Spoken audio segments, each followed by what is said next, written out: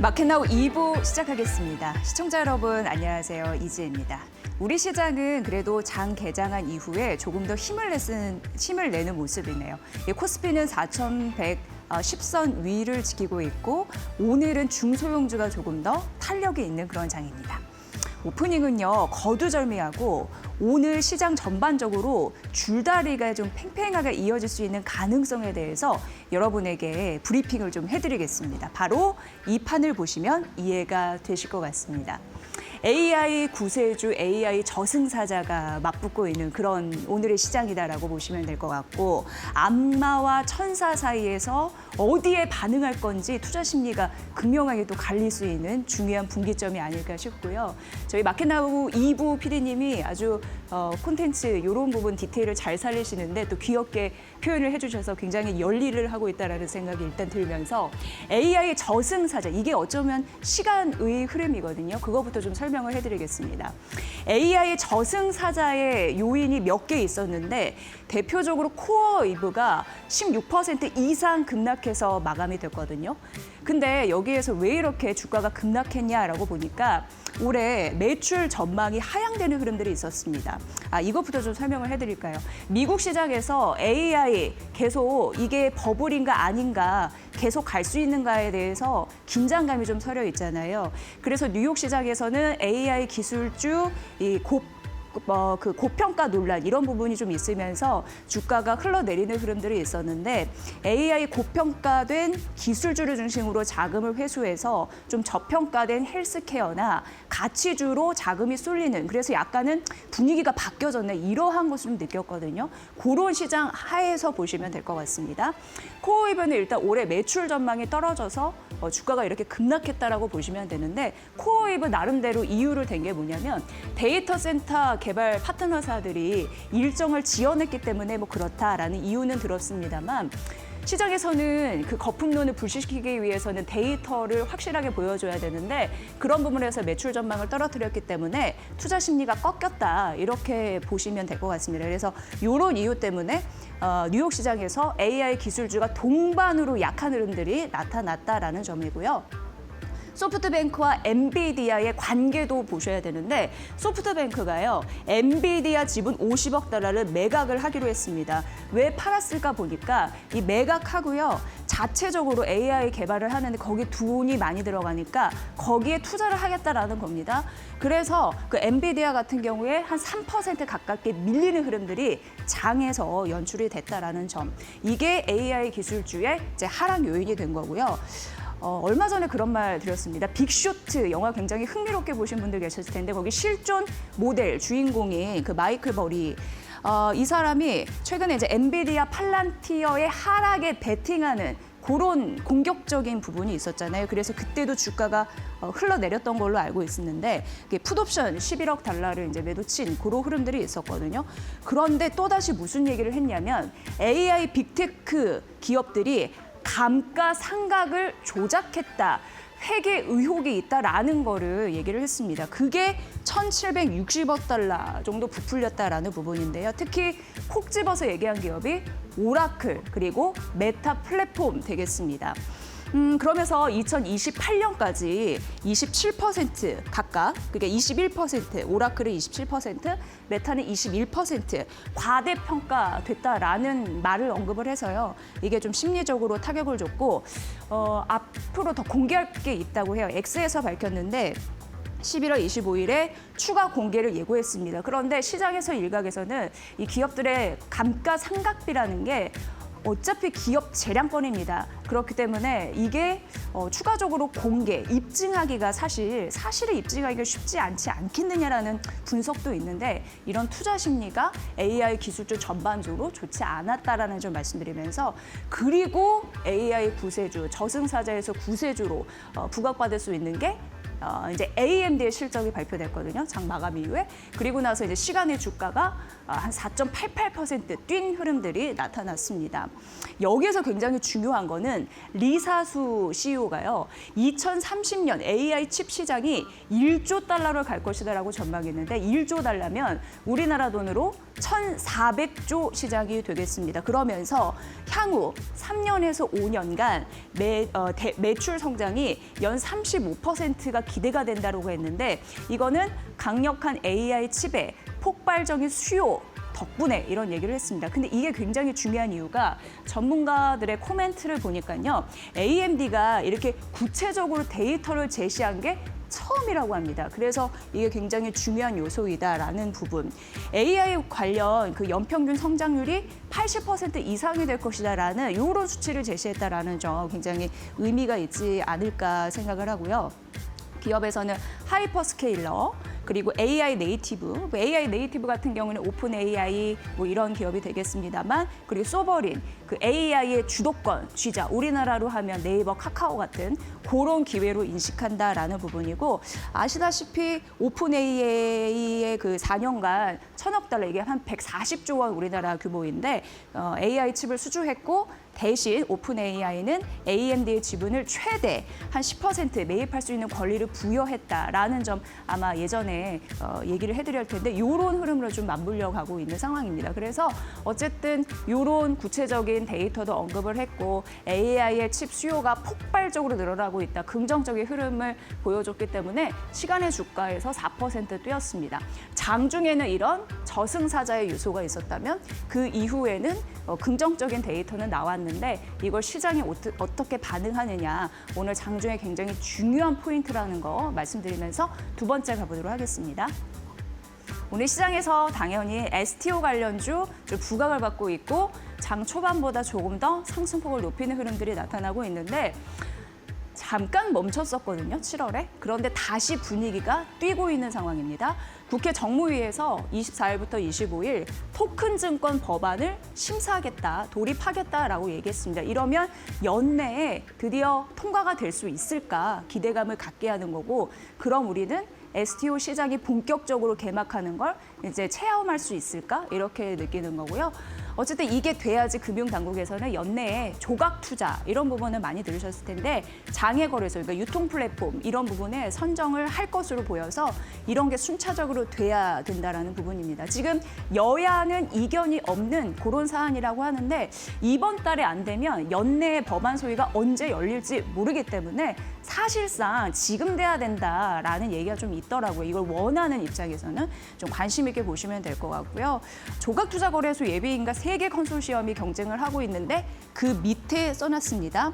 KDX 컨소시엄은 한국거래소가 주도하고 키움, 카카오뱅크 등 여타 증권사들이 좀 붙어있는 구조인데 앞으로 어떻게 잘 통과가 될 수 있을지 정말 STO 시장 본격적으로 우리 곁에 열릴 수 있을지 잘 보시면 될 것 같고요. 일단 10시 8분 지나고 있는데 시장 상황 듣고 나서 앵커 브리핑 이어가겠습니다. 김윤주 캐스터 받아주세요. 네, 우리 시장 10시 8분 구간 지나고 있습니다. 오늘 코스피, 코스닥은요. 일단 코스피보다는 코스닥 쪽으로 조금 더 상승 탄력이 붙고 있는 상황이고요. 중소형주 위주의 장세가 펼쳐지고 있는 상황인데 코스피는 조금 이 장중에 변동성을 보이고 있습니다. 장중에 하락으로 전환이 됐다가 다시금 상승불을 켜내고 있지만요.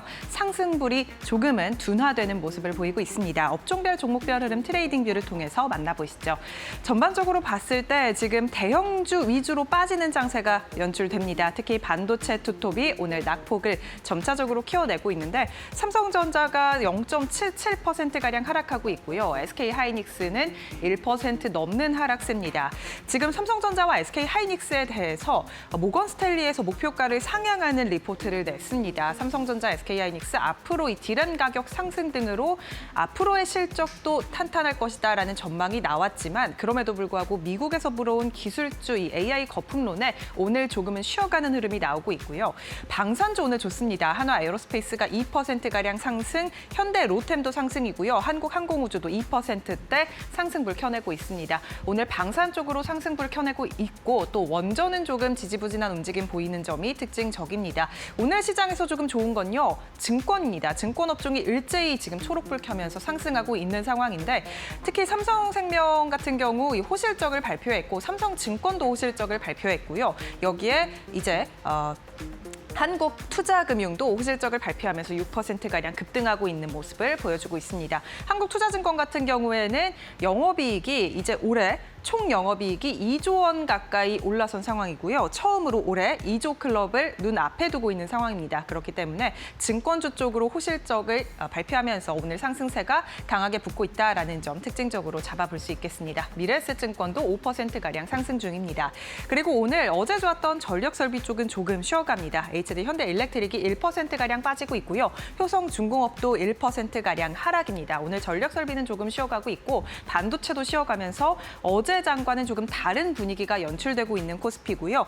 그리고 오늘 현대차와 기아는 그래도 2%가량 상승하면서 좋은 모습 보여주고 있는 상황입니다. 네이버와 카카오는 조금 쉬어가고 있는 가운데 그렇다 할 움직임을 일단은 보여주지 않고 있습니다. 그리고 오늘 제약바이오 업종이 정말 좋습니다. 미국에서 지금 제약바이오 관련해서 업종이 좋은 모습을 보였습니다. 일라이릴리가 시총이 9천억 달러를 처음으로 돌파하기도 했는데 이렇게 미국 시장에서 지금 제약바이오 쪽으로 강한 상승세가 붙으면서 오늘 우리 시장에서도 이 영향을 받고 있는 상황이고요. 셀트리온이 4%가량 상승, 그리고 한미약품도 3.41%가량 올라주면서 전반적으로 지금 제약바이오 업종의 매기세가 쏠리고 있습니다. 특히 한미약품에 대해서 NH투자증권에서 오늘 긍정적 리포트를 냈는데 이 일라이릴리도 9천억 달러를 돌파한 만큼 내년에도 이 비만약 시장의 구조적 성장은 이어질 것이라고 전망을 했고요. 이에 따라 한미약품의 목표가를 56만 원으로 상향 조정했습니다. 내년도 비만 치료제의 대장주격을 한미약품이 할 수 있을 것이라 전망했다라는 점도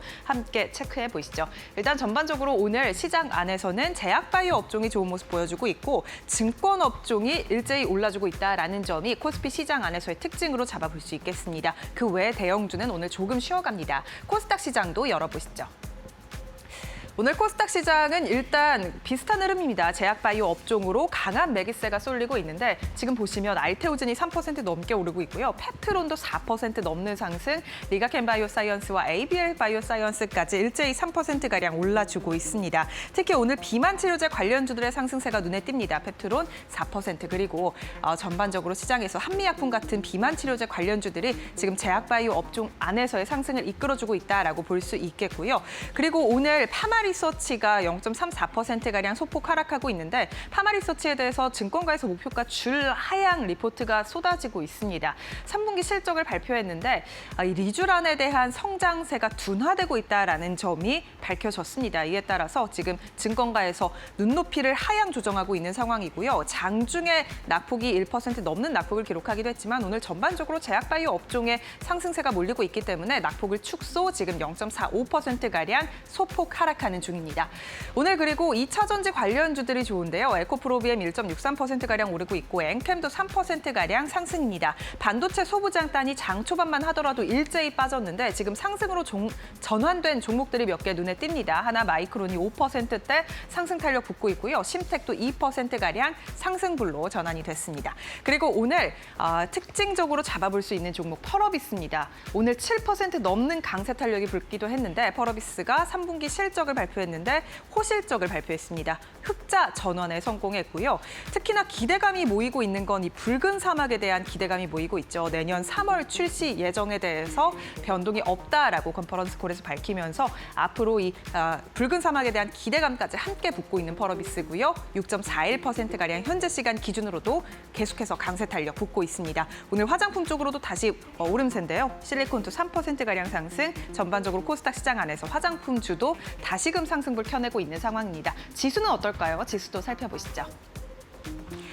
일단 지수 보시면 코스피와 코스닥 상승 불을 계속해서 켜내고 있긴 하지만 코스피의 상승 탄력이 둔화됐습니다.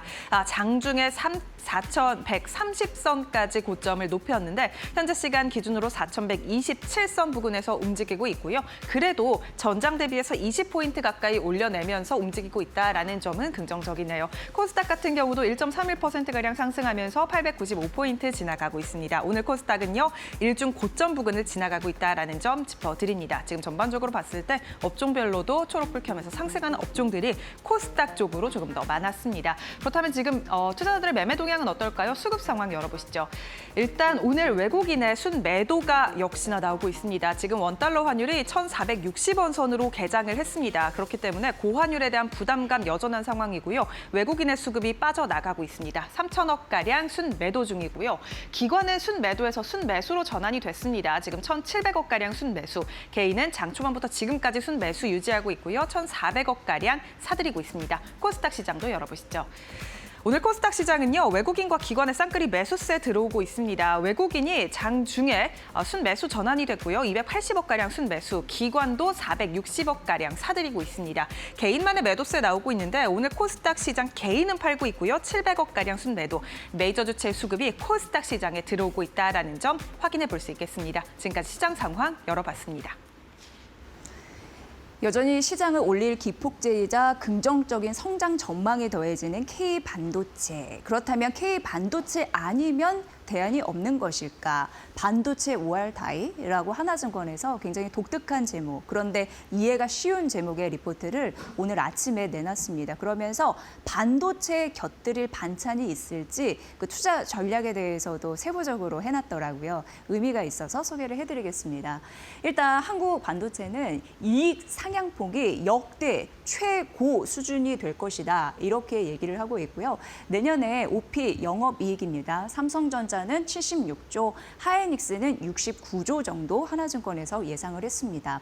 그런데 주가 상승보다 실적에 대한 상승폭이 더 커서 그게 유의미하다라고 얘기를 했고요.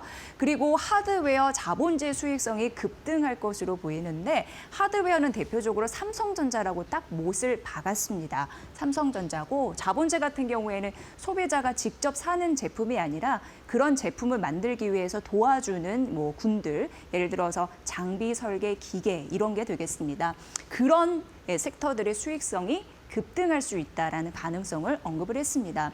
최근 환율이 가파르게 오르면서 환율이 오른다는 건 원화 약세 이런 현상인데 그게 K 수출 기업의 이익에 도움이 된다라는 점도 언급을 했는데요.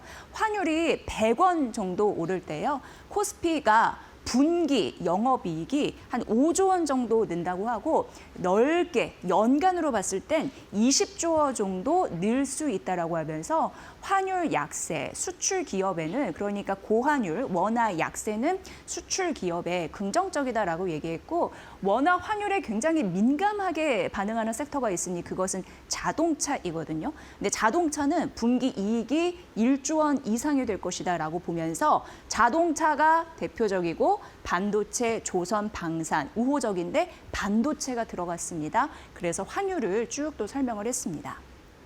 중요한 거는 지금 반도체는 여전히 저렴하다라고 합니다.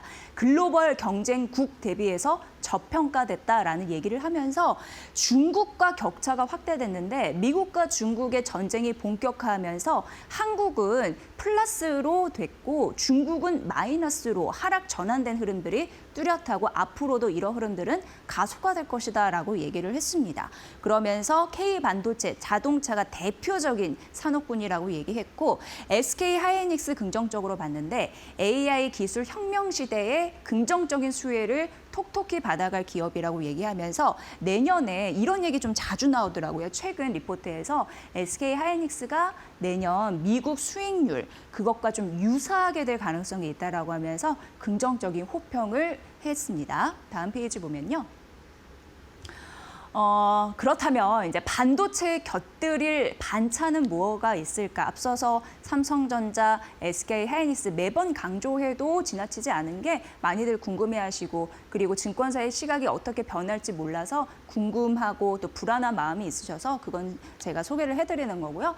일단 대형주가 유리한 거는 너나 나나 모두가 알고 있는 그런 사실이죠. 근데 대형주 강세의 흐름들 이어질 것으로 보이는데 역시 내년도 실적 이런 부분을 봤을 때 반도체 중심으로 포트폴리오를 꾸려야 유리할 수 있다는 점을 또 한 번 언급을 하면서 그 외에 IT, 화학, 정유, 디스플레이, 철강, 항공, 조선, 제약바이오, 전기 장비, 방산 중심으로 그래도 성장세를 이어갈 거라고 하니까 우리나라 대표 기업들이 내년에는 좀 잘해줄 수 있을까 기대감을 좀 갖게 하더라고요. 그러면서 내년 퀀트, 탑픽 제시했는데 퀀트라고 하는 건 애널리스트들이 여러 가지 재료를 통해서 감으로 탑픽을 정하는 게 아니라 통계나 자료, 기계적으로 이런 부분으로 딱 세팅을 해가지고 맞추는 걸 이제 퀀트라고 하는데 그런 방법으로 탑픽을 제시한 내년도 종목이 SK 하이닉스, 네이버, LS 일렉트릭, 현대 로템, 이수 페타시스 또 들어갔네요. 이런 부분입니다. 어쨌든 실적, 상향폭 이런 부분이 크게 나타나는 거, 기관 수급, 고베타 종목도 주목을 하라고 했는데 고베타 종목은 시장 대비해서 수익률이 좀 가파른 겁니다. 변동성은 있을 수 있어도 시장 수익률 대비 가파르게 오를 수 있는 힘이 있는 그런 종목들 이게 유리하다라고 했으니까 이 부분 챙겨보시면 될 것 같습니다. 오늘 시장에서 한국금융지주가 장중 7% 넘게 오르는 흐름들이 나타났는데 이건 제가 그 제목을 쓴 게 아니고요. 대신증권에서 한국금융지주 미친 거 아니야? 이렇게 제목을 달았더라고요. 그대로 넣어봤습니다. 그러면서 지금 한국금융지주가 오늘 아침 증권사 뭐 통틀어서 봤을 때 밴드 목표가 상단이 26만 원이라서 요거는 이렇게 좀 적어 놓은 거고요. 연간 이익 전망치를 높여 잡았습니다. 그럴 이유를 좀 설명해 드릴 텐데 일단 결과적으로 1조 9,700억 원으로 상향 조정했다라는 점. 그래서 이제 목표 주가를 올린 거거든요. 요거 좀 말씀드리고요. 3분기 지배 순이익이 굉장히 잘 나왔습니다. 이게 세 자릿수 성장률이 나왔는데 대신증권에서 그 목표가를 이제 추정하잖아요. 그 컨센서스 대비해서 50% 이상 상회에서 나왔다고 해요. 그래서 놀래서 이 한국금융지주가 미친 거 아니야. 이렇게 설명을 했더라고요. 그 이유를 봤을 때 개인 투자자들의 거래가 늘어서 그러니까 리테일 쪽 강화가 됐다라는 점과 트레이딩, 채권, 운용 이익 그러니까 모든 게 잘 되려면 삼박자가 고루 맞아야 되는데 그런 흐름들이 한국금융지주에 있다라는 설명이었습니다. 그리고 올해 내내 1분기, 2분기, 3분기 연속 최대 실적을 경신하면서 이번도 또 실적을 최고치를 경신했다. 이렇게 설명이 됐고요. 이걸 바라보면서 한국 그 증권 업계 이런 부분을 봤을 때 자본력을 기반으로 한 압도적인 수익성을 입증했다라고 또 써냈습니다.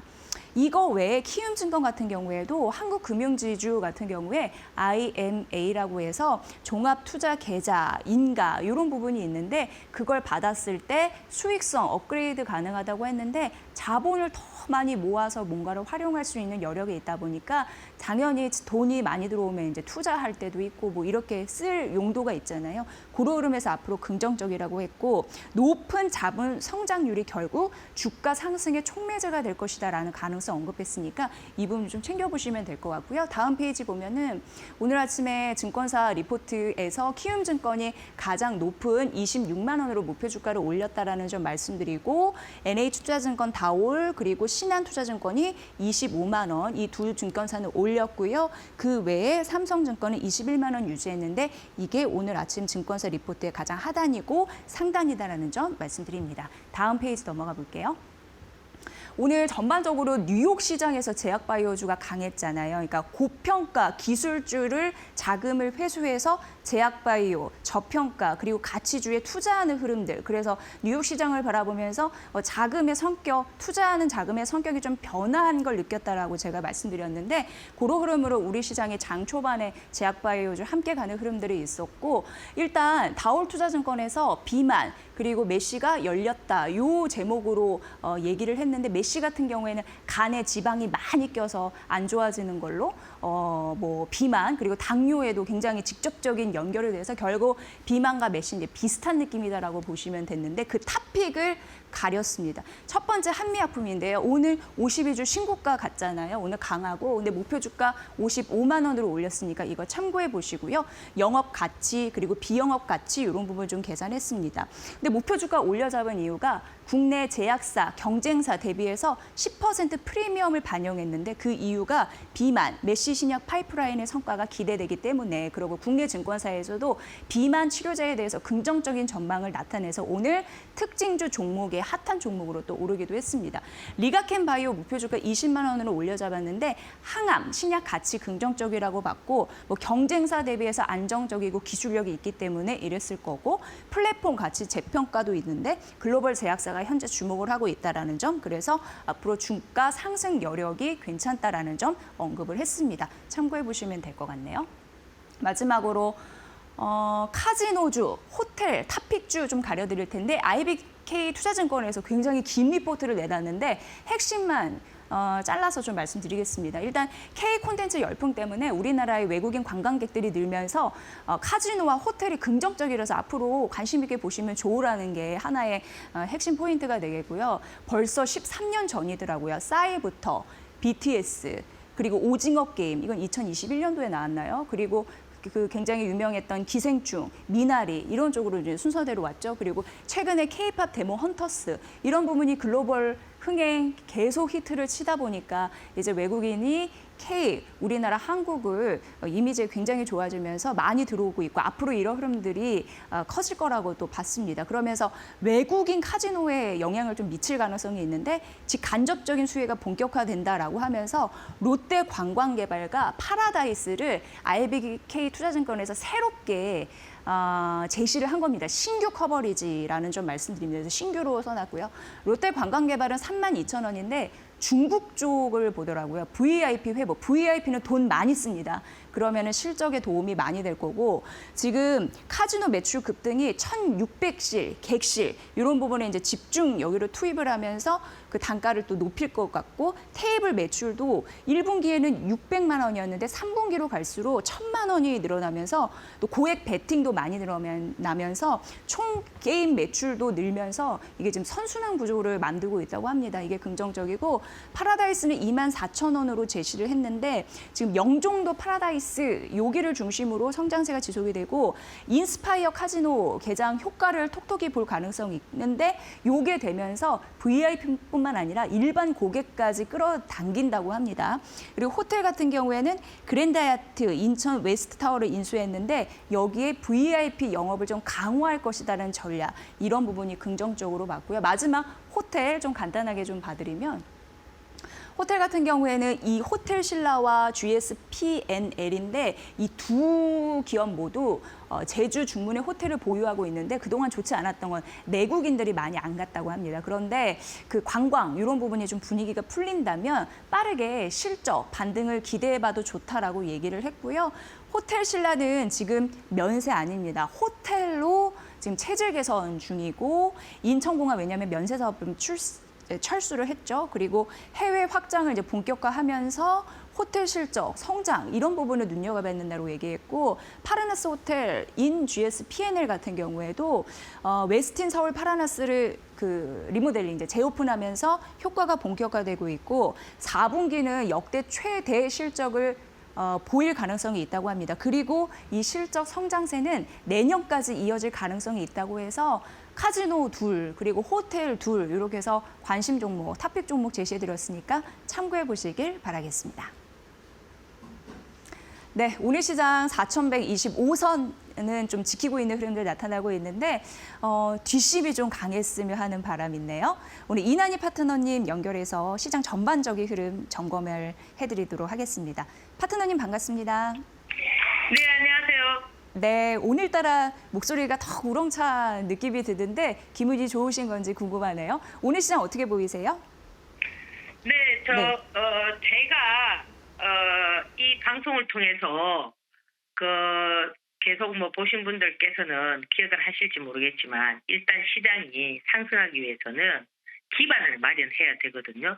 그게 뭐냐면 대형주들이 틀을 만들어 줘야 된다고요. 지수에 대한 틀을. 그러면 지금 보면은 그동안 이 지수의 틀을 잡아줬던 종목들이 뭐냐면 삼성전자하고 SK하이닉스거든요. 모두가 다 시장이 삼성전자와 SK하이닉스만 간다 이렇게 막 아우성을 막 쳤잖아, 그죠? 그 시장을 볼 줄 몰라서 그런 거예요. 왜 삼성전자와 SK하이닉스를 먼저 띄워주느냐면은 그렇게 시장을 단단하게 이렇게 만들어놔면은 지수가 중심을 잡는단 말이에요. 그러면 지금 오늘 SK하이닉스하고 삼성전자는 어떻게 하고 있느냐면은 조정을 보고 있거든요. 조정을 보고 있지만 지수는 어떠냐면은 상승을 하고 있죠. 그게 왜 그러냐면 먼저 대형주가 움직이고 나면은 그 다음에 어떤 종목들이 움직이느냐면은 중소형 종목들이 움직인단 말이에요. 그래서 오늘 지금 보면은 그동안 여러분들께서 많이 소외되어가지고 왜 내 종목은 가지 않는가, 그죠? 이랬던 종목들이 지금 바닥에서 탈출을 하기 위한 그런 어떤 모습들을 보여주고 있습니다. 그래서 지금 시장이 조금만 이렇게 밀리거나 이럴 때 굉장히 부정적인 시각으로 해석하는 그죠? 그런 분들이 많은데요. 그거는 조금 자제를 해야 된다. 왜냐? 지금 이미 시장은 대형주라는 그 삼성전자와 SK 하이닉스가 틀을 잡고 있기 때문에 걔네들이 살짝 이렇게 무너진다라는 거는 뭐냐면 아름다운 조정이라는 겁니다. 아시겠습니까? 폭락이 아니고 보통 주가가 조금만 밀리면 어떻게 얘기합니까? 폭락이라고 하잖아. 그죠? 지금은 폭락이 어떤 그런 시장이 아니기 때문에 오늘도 여러분들께서 어떤 트레이딩 방법을 찾으셔야 되느냐면은 물론 저 삼성전자나 SK 하이닉스를 가지고 계신 분들은 약간의 어떤 시소를 탈 겁니다. 뭐와 관련된 시소를 타느냐면은 미국 시장. 그죠? 지금 보면은 뭐 엔비디아가 조정을 보고 뭐 이런 어떤 상황에서 이 반도체주들이 반도체 관련한 종목들이 약간 주춤하고 있지 않습니까? 그죠? 거기에다가 또 뭐 손정희가 엔비디아를 뭐 팔았다. 그거 당연히 팔죠. 자기가 4조를 투자해가지고 8조가 되면은 그 당연히 차익 실현을 하는 거거든요. 그래서 또 그런 부분에 대한 어떤 부정적인 그런 얘기들이 나오면서 이 반도체에 대한 그런 어떤 흐름들을 약간 주춤하게 만드는 그런 어떤 역할을 하고 있지만 그 시장의 어떤 틈새를 오늘 어떤 종목들이 메워주고 있느냐면은 어제는 2차전지 에코프로가 시장을 약간 주도하는 어떤 모습이었지만 오늘은 솔루스 첨단 소재 관련한 이런 부분들 그리고 대진 첨단 소재 뭐 이런 애들 그죠? 그런 종목들이 조금 움직여주고 또 뭐 AI 쪽에서는 뭐 사이닉 솔루션이라든지 이런 신규 종목 그죠? 이런 종목들도 시장을 이렇게 움켜쥐는 그런 어떤 모습들을 갖춰주고 있기 때문에 제가 계속 뭐 말씀을 드리지만은 여러분들께서는 지금 시장은 여러분들이 두려워할 시장이 아니다. 물론 이제 SK 하이닉스나 이런 부분들을 조금 비싸게 사셨다 하더라도 멀리 보시면은 어떻게 보면은 이 주가라는 게 어때요? 그냥 단숨에 이래 올라가는 이런 뭐 상한가를 뻥뻥 치는 이런 것들은 개별 종목이고 세력주에 해당하지만 물론 지금 SK 하이닉스도 세력주에 해당은 되지만은 그 세력이 누굽니까? 외인이잖아, 그죠? 그렇지만 그 만들어가는 기술적 흐름이 기본적인 이런 거래량이나 거래 대금을 동반하지 않는 그런 세력주하고는 좀 차별화되어 있단 말이에요. 그래서 만약에 예를 들어서 여러분들께서 지금 뭐 최근에 좀 비싸게 이렇게 매수를 하셨다 하더라도 조금 멀리 보는 관점이면은 그렇게 썩 나빠 보이지 않고요. 오늘은 그 틈새에서 이 중소형 종목들이 2차전지를 비롯한 어제 물론 뭐 미국 시장이 바이오가 조금 상승했기 때문에 아침에 바이오가 살짝 그저 움직이기는 했지만은 물론 이제 그 바이오 중에서도 뭐 AI 그죠? 그러니까 의료 AI 관련한 뭐 이런 종목들 그런 것들도 뭐 호재를 냈다가 악재를 냈다가 이렇게 하면서 상한가를 치는 뭐 저런 어떤 신데카 바이오라든지 저런 모습들도 있지만은 여튼 미국 시장의 어떤 영향에 의해서 우리 시장이 움직여주면서 자체적으로 우리 시장 역시도 어떠냐면은 주체성을 갖고 움직이는 시장이기 때문에 여러분들께서 무엇보다 중요한 거는 뭐냐면 종목 선정이다. 그날 어떤 수급이 어디로 몰리는가를 여러분들께서 잘 판단하는 그런 어떤 능력을 키우는 것이 여러분들께서 수익 구조를 극대화할 수 있는 방법이지 않나 이렇게 생각을 합니다. 그래서 오늘도 뭐 항상 힘든 장입니다. 어느 시장이든 힘들지 않는 날은 없습니다. 없지만 오늘도 여러분들께서 요는 장에서 조금 지혜를 발휘해서 뭐 단기적인 수익 구조를 형성하는 그런 현명한 투자자가 되기를 바랍니다. 예, 감사합니다. 네, 이난희 파트너님 조언 잘 발판 삼아 따라가 보도록 하겠습니다. 오늘도 명쾌한 설명 잘 들었습니다. 고맙습니다. 예, 감사합니다. 네. 예. 자, 연말을 또 따뜻하게 보내야 되는데 그 전략은 여러분 투자 수익률에 달려있지 않나라는 생각을 하면서 저희가 바로 이어지는 수익률에서 잘 선점할 수 있는 전략 챙겨드리겠습니다. 잠시만요.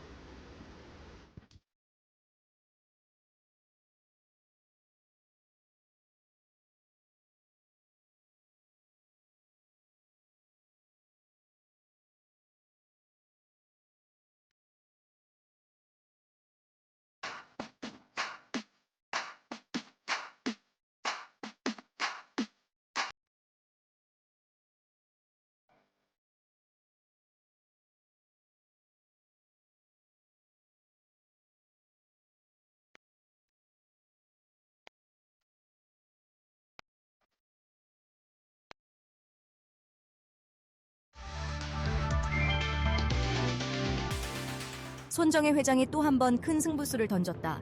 소프트뱅크가 AI 투자 확대를 위해 엔비디아 지분 전량을 매각했다. 11일 니혼게이자이 신문에 따르면 소프트뱅크는 지난달 엔비디아 주식 3,210만 주를 58억 3천만 달러에 모두 처분했다.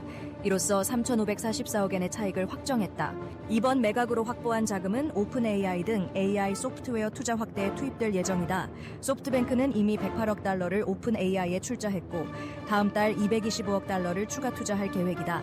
2분기 실적은 호조를 보였다. 순이익은 전년 동기 대비 2배 넘는 2조 5천억 엔, 비전 펀드 투자 이익은 3조 5천억 엔을 넘어섰다. 오픈 AI와 페이페이에 대한 투자 수익이 실적을 끌어올렸다. 전문가들은 손 회장이 AI 생태계 중심축을 소프트뱅크로 세우려는 전략을 분명히 했다고 평가했다. 엔비디아를 팔고 오픈 AI, RM, ABB 등으로 확장하는 AI 대전환이 본격화하고 있다.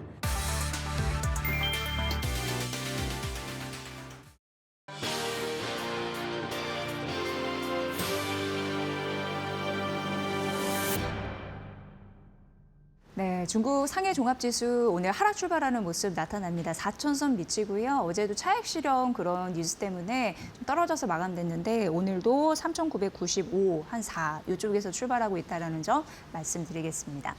요즘 시장은 변동성, 이게 꼭 들어가는 것 같습니다. 여기 안에 휘둘리지 않을 수 있는 방법 궁금하실 텐데 이에 대해서 송재경 디멘전 투자자문 대표 모셨거든요. 함께 잘 알아보도록 하겠습니다. 대표님 어서 오세요. 네, 안녕하세요. 네. 변동성에 여러 가지 원인들이 있을 텐데 일단 환율부터 얘기를 하고 싶습니다. 지금 환율이 뭐 많이 좀 오르기는 하고 네. 그게 떨어지지 않고 있어서요. 어떻게 보세요? 말씀 주신 대로 최근 들어서 이게 시장에서 최근 한 달 사이에 이게 그러니까 시장에서 이게 환에 대한 걱정이 좀 많아진 것 같아요. 네. 그래갖고 요즘 유튜브 보면은 심지어는 이게 무슨 심상치 않다, 뭐 심지어는 이게 IMF다, 뭐 금융위기다. 1,500원 막 나오니까 예, 그런 뭐 얘기를 그러니까 하니까. 엄청들 얘기들이 예. 좀 많아졌어요. 실제로 연초 이후에 우리나라 원화가 강세를 쭉 잘 보이고 7월 초까지 해서 한 8% 달러 대비 강세를 보이다가 지금 거의 지금 연초 수준까지 다 되돌아갔습니다. 예. 그러니까 그게 걱정을 할 만할 것 같은데 두 가지 측면에서 지금 차트가 열려 있는데 두 가지 측면에서 놓고 보면 이게 우리의 이슈, 우리만의 이슈는 분명 아니다. 라는 걸 말씀드리고 싶은데요. 왼쪽에 지금 차트를 보시면 아래로 내려오면 원화 강세, 달러 약세 보시면 되고 우측 올라가면 그러니까 원화 포함한 나머지 나라들 강세, 달러 강세, 그러니까 우리 약세, 달러 강세 이렇게 보시면 됩니다. 근데 지금 보시면 7월 초까지 쭉 강세로 원화 강세로 내려왔다가 지금 최근 들어서 7월부터 한 3개월, 4개월 가까이 우상향을 했는데 우리만 그런 게 아니라 지금 그러니까 일본 엔화, 그다음에 그 아래쪽에 보면 대만 달러, 저희 유로화 정도만 여전히 원화, 그러니까 미국 달러 대비 강세를 보이고 있고 네. 아시아 통화 전반적으로 좀 약세를 최근 한 3, 4개월간 보이고 있다. 이게 첫 번째 포인트. 결국은 우리만의 이슈라기보다는 아시아 통화가 조금 더 약세를 보였는데 이곳은 사실은 미국과의 그런 관세 협상 뭐 이런 것들이 좀 영향을 좀 일부 받았다 봐야 될 것 같고요. 이제 두 번째로는 최근 한 달간만 놓고 보면 우리나라 원화가 약세를 보인 중에서 조금 심하게 보였습니다. 네, 한 네. 2%대 상승을 했는데 이게 그러니까 소위 일본 엔화나 대만 달러에 비해서는 기본적으로는 한 1% 중반, 우리는 2% 중반, 그러니까 좀 많이 오르긴 했죠. 그래서 저도 그 원인을 뭐 때문인가를 이것저것 좀 많이 찾아봤는데 예, 찾으셨어요? 예, 그게 이제 우측에 보면 우리나라 서각개미들의 힘이 어마어마했다. 아, 이제 국내에서 해외, 특히 미국 주식을 투자하는 분들을 우리가 서학개미라고 부르지 않습니까? 근데 지금 저 안에 그 회색 선이 이제 연도의 월 평균이라고 보시면 되는데 대략 2021년부터 2023년까지는 저게 10억 달러입니다. 그래서 대략 월 한 150억 달러. 지금 기준으로 하면은 한 15조, 20조 뭐 이 정도 되겠죠. 네, 20조 정도 월 샀었는데 올해 들어와서는 이제 그 레벨이 좀 많이 올라왔습니다. 그래서 월 240억 달러, 그러면 한 300억 월 뭐 이 정도 샀는데 이것이 9월 달 일부 올라가다가 지금 지난 10월 달 제가 한 달간 높아졌다 그랬잖아요. 10월 달은 거의 2배 샀습니다. 두 배. 그래서 450억 달러, 우리 돈으로 한 66조 이 정도를 어마어마한 거죠. 66조 원이. 네. 그러면은 그게 갑자기 원화에서 달러로 바뀌었다고 생각을 하면은 달러가 당연히 수요가 강하다 보니까 다른 나라에 비해서는 조금 더 강세를 갖다 봐야 될 것 같고요. 우측에 11월 와서도 보시면 이게 월요일까지가 98억 달러고 어제까지 제가 오늘 아침에 체크를 해보니까 110억 달러 정도 되더라고요. 네. 그러면 그러니까 지금 10월 달을 제외하고 나머지 평달의 거의 절반 수준으로 이미 열흘 만에 산 거예요. 그러니까 여전히 공격적으로 서학개미들이 투자를 잘 하고 있다. 그러다 보니까 달러 수요가 조금 더 이 서학개미 때문에 공격적으로 나와서 이제 올라간 거다. 그런데 이게 IMF하고 비교할 게 아닌 게 당시에는 생각해 보시면 부채잖아요. 이게 예. 달러 부채가 늘어서 문제가 됐고 그 돈이 빠져나가서 문제가 됐는데 지금은 서학개미들이 달러를 바꿔서 미국 주식 사면 그게 외국인들의 자산입니까? 우리의 자산입니까?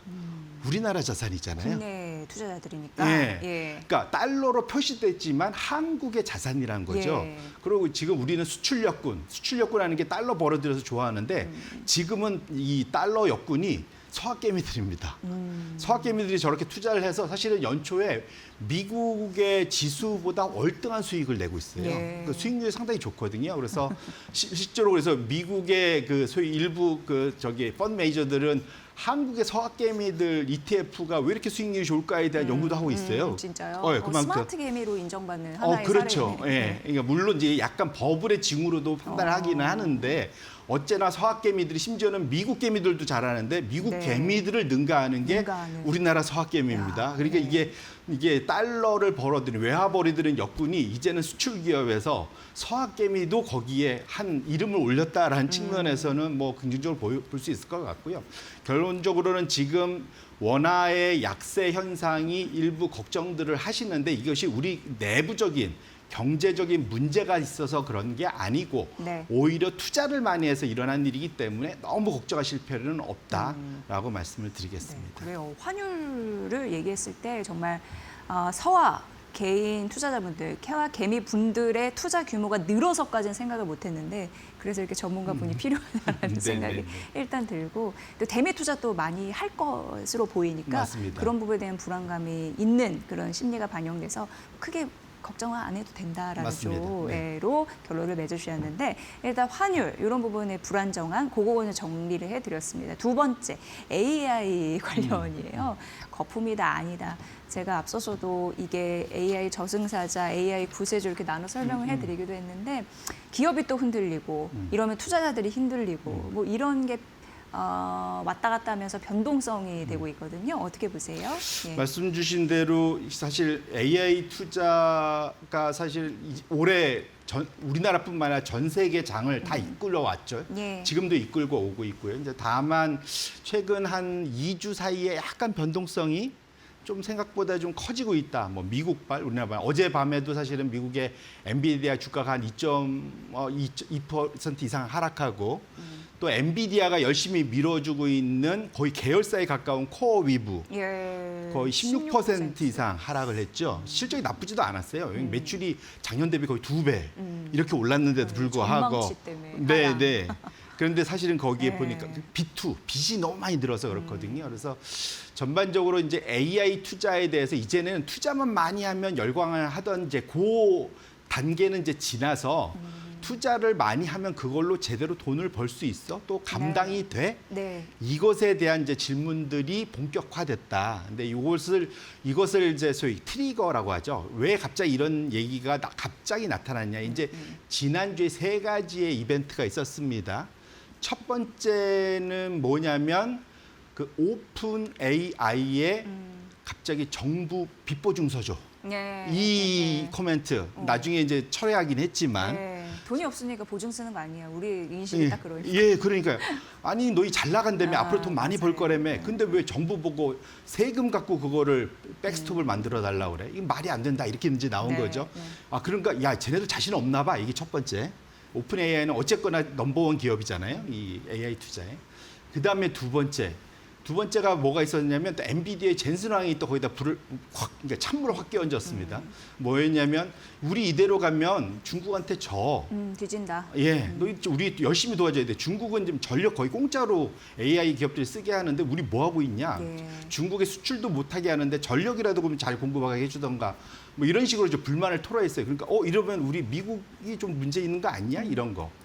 마지막 세 번째가 뭐였냐면 이게 사실 어쩌면 더 큰 트리거가 됐을 텐데 도이치방크라는 전 세계 글로벌 IB가 있습니다. 네. 이 회사가 AI 회사들이 좀 빚투를 많이 하다 보니까 빚낼 때 거기에 중재자로 나서요. 이제 그래서 돈을 막 걷어다가 AI 회사들한테 빌려주는 거죠. 도이치방크.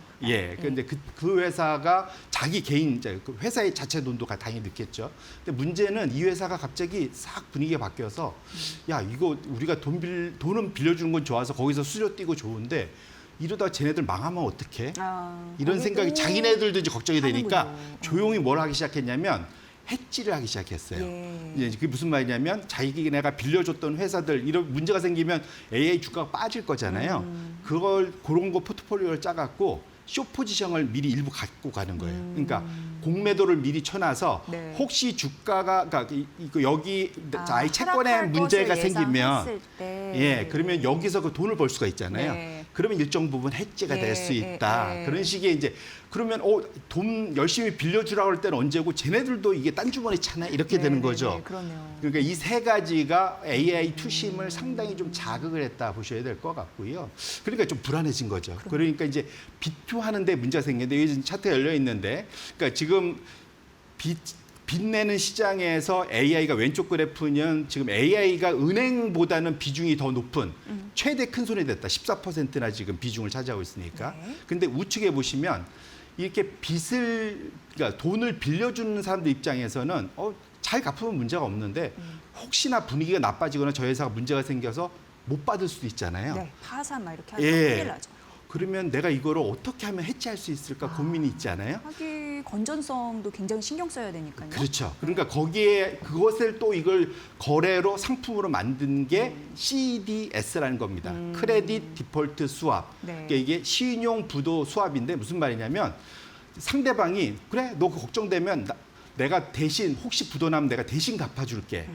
대신에 나한테 보험료로 스프레드를 내. 금리를 더 쳐서 네. 원래 지금 받는 것보다 더 쳐서 내. 그게 CDS 스프레드, 신용 부도 수압 스프레드입니다. 네. 근데 지금 보시면 하얀색 선이 오라클, 최근에 이제 빚내서 투자하는 대표적인 데죠. 네. 파란색 선이 일반적인 투자 등급체의 CDS 스프레드입니다. 늘 같이 잘 오다가 최근에 확 벌어져서 하얀색이 위로 번쩍 섰잖아요. 그게 오라클인 거죠. 예, 오라클의 지금 스프레드는 82고 일반적인 중간값은 54니까 한 30bp를 0.3%를 더 내라 이렇게 얘기를 하고 있는 거고요. 어제 발표됐던 그 소위 그 코어 위브는 제가 따로 안 썼는데 저기 82잖아요. 네. 거기는 500, 오라클이 80이고 코어 위브는 510입니다. 510이요? 그러니까 예를 들면 대략 지금 뭐 그 소위 하이힐드가 한 8% 내면 5% 더 내. 웃돈 얹어서 너희는 부도 심하게 날 수도 있으니. 네, 네. 그러니까 5%를 보험료로 내라고 그러니까 상당히 뭐랄까 채권 투자자들 입장에서 그 보험료를 내면서라도 보험을 든다는 거잖아요.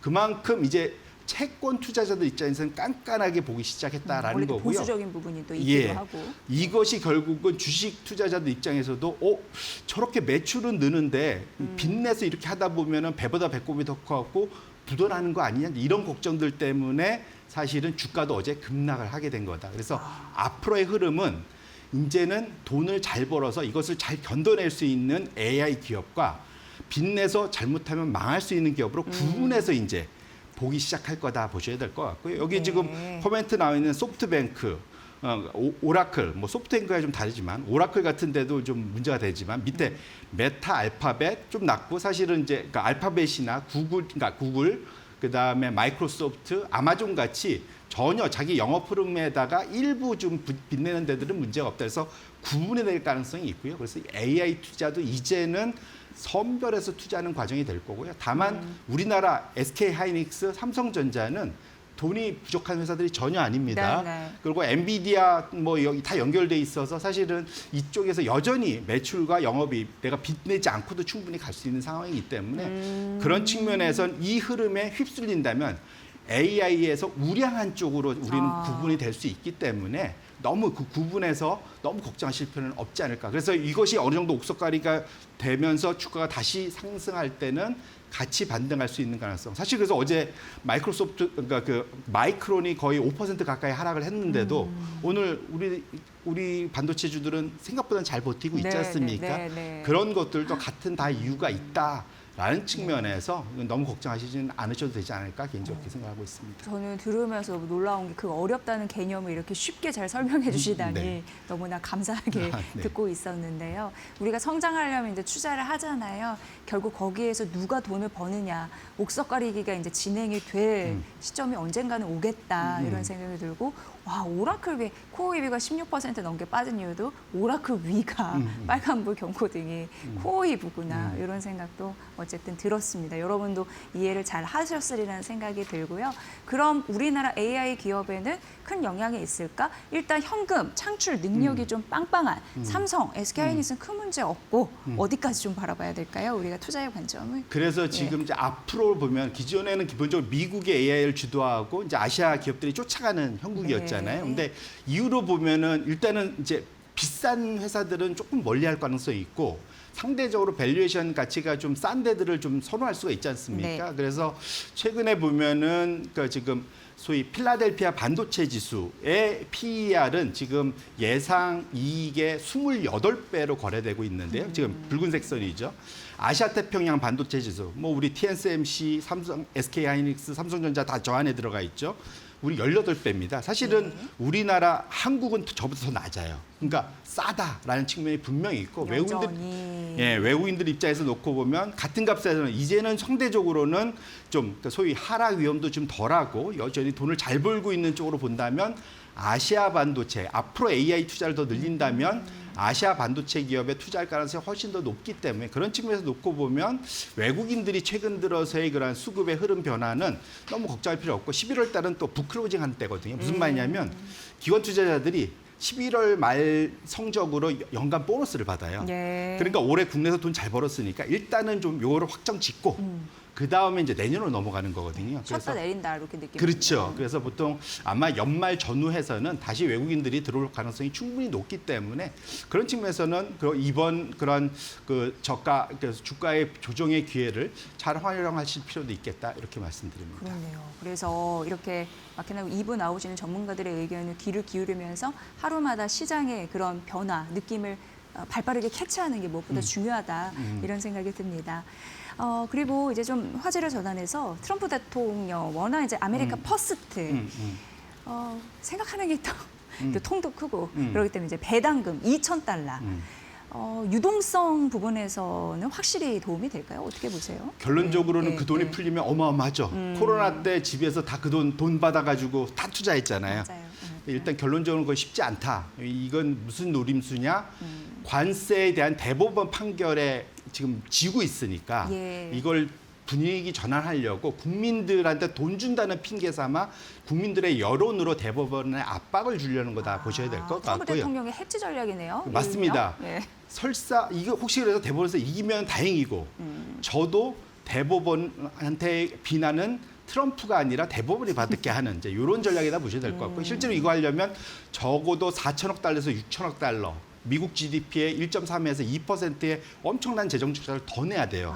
거기다 이것도 다 법을 제정해야 됩니다. 네. 1, 2, 3차 코로나 때도 이거 카레스법, 통합예산법, 미국 구조개혁법 뭐 이런 걸로 다 법을 만들어야 되는데 지금 셧다운이 지금 40일째나 벌어질 만큼 팽팽하지 않습니까? 예, 이 법을 다시 만든다 쉽지 않다. 결론적으로는 그냥 기분만 좋은 거지 실제로 이것을 기대해서 공격적 투자는 하시지 마셔라. 이렇게 말씀을 드리고 싶습니다. 네.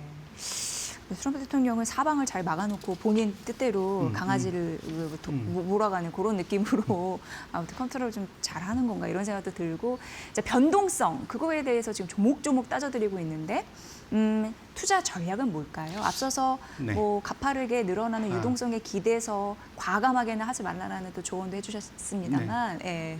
이제 결론적으로 지금 최근에 이제 AI가 조금 쉬어가는 느낌이 들잖아요. 근데 어제 미국장을 보시면 아시겠지만 AI는 쉬어갔지만 그래서 나스닥은 마이너스였지만 다우는 또 사상 최고치 플러스를 냈습니다. 네. 근데 주로 올라갔던 종목을 보면은 헬스케어 전에도 한번 말씀드렸는데 그다음에 필수 소비재 에너지 이런 데들을 그러니까 좀 결국 그 전에 못 올랐던 분야가 이제 확실히 네, 네. 올라오고 있고 오늘도 최근 오늘도 약간 그런 분위기 보이고 있지 않습니까? 그래서 AI에 너무 집중 투자하다가 나머지 올라가는 걸 놓칠 수 있습니다. 그래서 제가 누누이 말씀드리지만 기본적으로는 지수 투자를 중심으로 하시되 이번에 이제 배당 관련된 정책, 분리과세의 수혜가 될 수 있는 그런 지주사나 배당, 그러니까 소위 고배당 관련된 그런 분야를 조금 더 높여서 비중을 확대한 분에서 그 포트폴리오를 만드시면은 이런 그 순환매 상승 장세를 놓치지 않을 수 있기 때문에 그런 식으로 좀 뭐랄까 일희일비하지 마시고 좀 진득하게 투자를 하시면 좋지 않을까 이렇게 말씀드립니다. 네.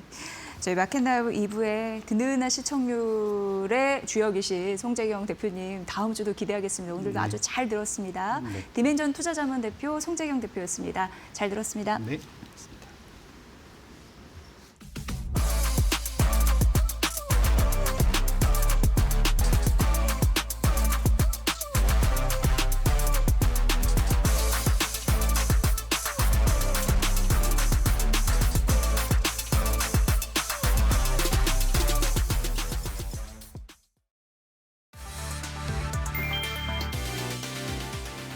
코스피가 4,100선을 회복한 가운데 KB증권이 내년 지수 최고치를 7,500으로 제시하며 시장의 관심이 집중되고 있다. 특히 김동원 KB증권 리서치센터 본부장은 11일 유가 하락과 달러 약세가 동시에 나타나는 드문 조합이 형성되고 있다며 1980년대 3조 호황 초기와 유사한 흐름이라고 강조했다. 김 본부장은 앞서 6일 발간한 KB 전략 코스피 대세 상승장 쉼표 보고서에서도 장기 강세장 시나리오에서 7,500 가능성을 최초 제시한 바 있다. KB증권은 한국 증시 PBR이 아시아 평균 대비 60% 할인된 상태라는 점을 핵심 근거로 들었으며 1985년, 2003년 대세 상승장처럼 달러 약세가 밸류에이션 확장을 다시 촉발할 수 있다고 분석했다. 내년 코스피 상장 기업 영업이익도 410조 원으로 전년 대비 36% 증가해 사상 최대를 기록할 것이란 전망이다. 이 중 69%를 삼성전자와 SK하이닉스가 책임질 것으로 추정된다. AI 버블 우려에 대해서는 현재는 완화적 통화 재정 기조가 유지되고 있으며 미국 주요 AI 기업 PER도 닷컴 버블 당시의 절반 수준이라며 성급한 비교라고 반박했다. 반면 다른 증권사는 관세 인플레이션 미중 갈등을 하방 요인으로 제시하며 내년 코스피 전망치를 4,500부터 5,000선으로 제시했다. 도널드 트럼프 미국 대통령이 연방정부 셧다운 종료가 임박했음을 직접 시사했다. 그는 11일 재향군인의 날 연설과 방송 인터뷰에서 상하원의 예산안 협상 진전을 언급하며 우리는 민주당을 상대로 큰 승리를 거뒀다고 밝혔다. 상원은 일부 민주당 이탈표에 힘입어 예산안을 가결했고 공화당이 다수당인 하원 표결만 남은 상황이다. 트럼프 대통령은 하원이 통과시키면 내가 서명할 것이라며 셧다운 종료가 가까워졌음을 시사했다. 이번 합의안에는 오바마 케어 보조금 지급 연장을 상하원 표결에 붙이도록 하는 조항이 포함됐지만 공화당이 양원 모두에서 우위를 점하고 있어 통과 가능성은 낮다는 평가가 나온다. 10월 1일 시작된 셧다운은 42일째로 역대 최장 기록을 넘어선 상태다. 트럼프 대통령은 민주당의 ACA 보조금 요구를 불법 이민자에게 1조 5천억 달러 의료비를 주자는 주장이라고 비판하며 공화당이 협상력을 되찾았다고 강조했다.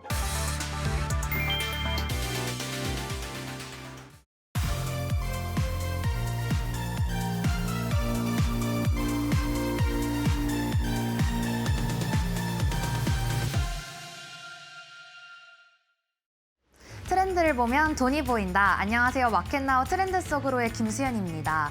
찬바람이 불기 시작하면서 이제 겨울이 됐다는 게 조금씩 실감이 나는데요.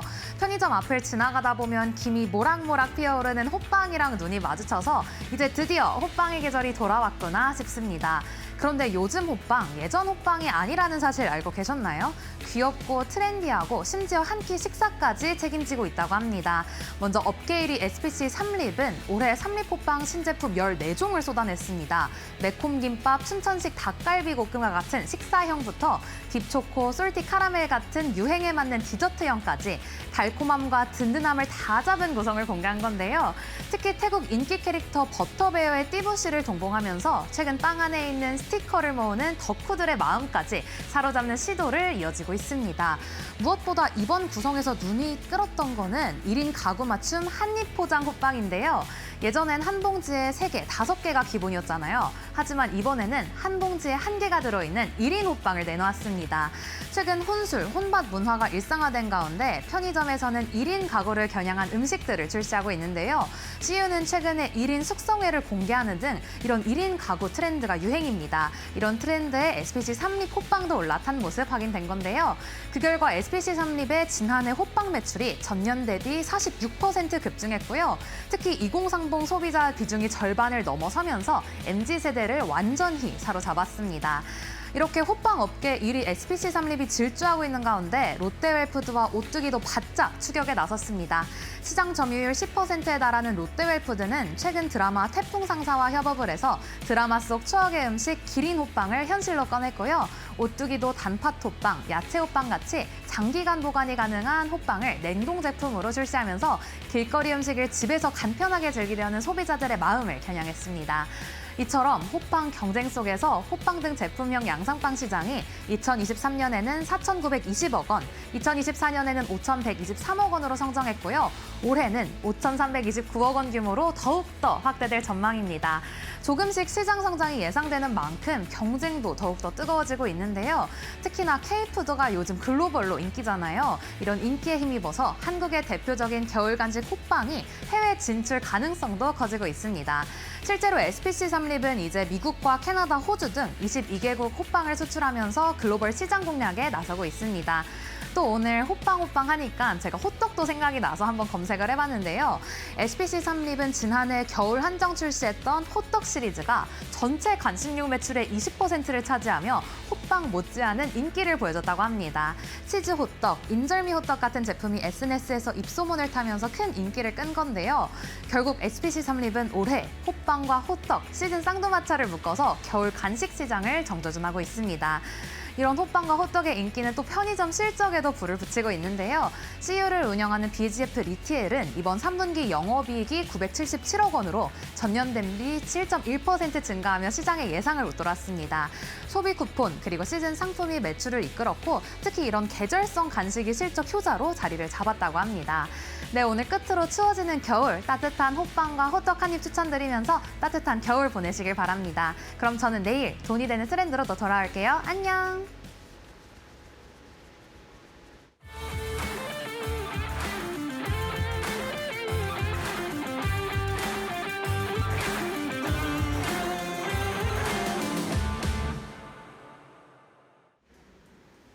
안녕하세요. 마켓마블 신일섭입니다. 제가 원하던 호빵 해주셨네요. 감사합니다. 자, 근데 이 호빵과 호떡, 호호해야 되는데 왜 SPC 삼립 주가는 휴휴하고 있을지 정말 안타깝습니다. 저렇게 장기적으로 하락할 수가 있을까요, 진짜? 정말 신기하죠. 저렇게 하락하는 것도 힘들어요. 그래서 저거 어떻게 저렇게 하락을 할까 신기할 정도인데 좀 상승을 했으면 좋겠어요. SPC 삼립분들, 삼립 주주분들 속이 타들어갑니다, 지금. 자, 오늘의 첫 번째 마블 종목 NC소프트. 자, NC소프트도 타들어가는 건 마찬가지인데 약간 희망이 보이는. SPC 삼립은 아예 그냥 그 잡초가 잘린 듯한 어떤 잔디의 요 모양이어가지고 아예 밑에서 미동조차 없습니다. 미동도 없어요. 근데 NC소프트는 지금 이번 연도에 뭔가 밑에서 미동을 보이면서 20개월 선을 일단 돌파를 했거든요. 2020년 코로나 이후에 2021년이죠. 2021년은 코로나 이후에 깨진 뒤에 지금 몇 년 만입니까? 2021, 22, 23, 24, 25, 만 5년 만에 드디어 20개월 선을 벗어나고 있습니다. 자, 이게 과연 이 탈출의 신호일지 한번 기대해 보도록 하겠습니다. 자, 저기서 탈출을 해서 정말 위로 올라가면은 정말 새로운 시작일 텐데 어떻게 될지 모르겠습니다. 기업계요 볼까요? 일단 뭐 리니지를 워낙에 잘 알고 있지만 리니지가 있고 97년에 설립되었고 자 원래 코스닥 종목이죠. 코스닥 종목인데 이제 왔잖아요. 알테오젠이 왜 오려고 하는지 아시겠죠? 코스닥에 있던 거 다 코스피로 갔습니다. 지금 뭐 이 하나투어, NC소프트, 뭐 지금 알테오젠, 과거에 저기 셀트리온 전부 다 우리나라는 나스닥 같은 코스닥이 아니어가지고 나스닥의 대장 역할을 하려고 하지 않아요. 그래서 뱀의 머리보단 용의 꼬리가 난 거죠. 그래서 다들 그렇게 하고 있고요. 이미 NC소프트도 잘 나갈 때 이전했습니다. 지금 같으면 이전 못하겠죠. 이런 식으로. 잘 나갈 때 빨리 가야 된다니까요. 알테오젠도 그래서 빨리 가려고 하는 거잖아요. 에코프로가 타이밍 놓쳐가지고 안 좋으니까 못 가고 있잖아요, 지금. 그렇죠? 그러니까 잘 나갈 때 빨리 웃돈 받고 빨리 좋은 시장을 가야 돼요. 안 그러면 못 갑니다. 자, 지금이면 못 갈죠. 지금 주가가 이러고 있는데요. 자, 모바일 게임 리니지 M, 리니지 2M. 리니지가 이제 PC 게임이다가 모바일로 전이가 됐죠. 그다음에 블레이드 앤 소울 2, 온라인 게임 리니지, 리니지 2. 죄다 리니지네요, 죄다. 그렇죠? 블레이드 앤 소울하고 아이온이 있긴 한데 그냥 리니지 판입니다, 아직도. 그다음에 뭐 모션 캡처, 3D 스캔 등을 통해 게임 기술에 투자를 하고 있다고 합니다. 자, 뉴스 볼까요? 뉴스가 이제 중요한 소식이 있죠. 자, 일단 그 3분기 실적은 나왔는데요. 아, 손실이군요. 아직도 영업 손실이에요. 영업 이익이 아니에요. 그렇죠? 매출 3,600억 원의 영업 손실입니다. 마이너스네요. 75억 원. 당기 순이익은 3,474억 원 나왔는데 영업 쪽에서 손실이 나버렸네요. 그렇죠? 당기 순이익이나 이런 거는 일단 뭐 일시적으로 뭐 은행에 이자가 들어왔다던가 배당을 받았다던가 이러면서 순이익이 올라갈 수도 있어요. 근데 영업 활동을 통해 가지고 돈을 벌어야 되죠. 장사를 해서. 그 영업이익이 그래서 중요한 겁니다. 자, 매출액은 전분기 대비 6% 증가했고 전년 동기 대비 저거는 영업 얘기하는 건가요? 이 지금 전년 동기 대비 10% 감소? 영업이익은 영업이익이 감소한 부분 일회성 퇴직 1호금이 있네요. 지금 NC소프트 지금 나가려면 나가실 분들 손 드세요 하니까 좋다고 일단 나가거든요, 지금. 왜냐면 일단 억대로 퇴직금 받아서 뭐 그걸로 뭐 제2의 인생을 꿈꾸던 장사를 하던 지금 일단 나가는 게 좋다고 판단하는 사람들이 많은지 그래서 나갔어요. 그래서 일회성 퇴직 1호금의 영향이 있었네요. 그다음에 당기 순이익은 그쵸. 저렇게 일시적으로 들어올 수가 있는 거죠. NC타워 1 매각을 반영해가지고 흑자 전환을 했네요. 그렇죠? 저건 영업으로 벌어들인 게 아니잖아요. 건물 팔아가지고 번 돈이죠. 자, 그리고 이제 어쨌든 간에 지금 영업 손실이나 당기 순이익 플러스 난 게 다 조금 일시적인 영향들이네요. 그렇죠? 진짜는 이제 조금 다른 분기나 전 분기를 봐야겠네요. 이렇게 되면. 그렇죠? 영업 손실도 지금 장사를 못했다는 게 판단이 안 되는 게 일단 일회성 퇴직 1호금이었고 당기 순이익 플러스 난 것도 건물 판 거라 지금 장사에서 잘 벌었는지 안 벌었는지는 지금 저거 모르겠네요. 그러면.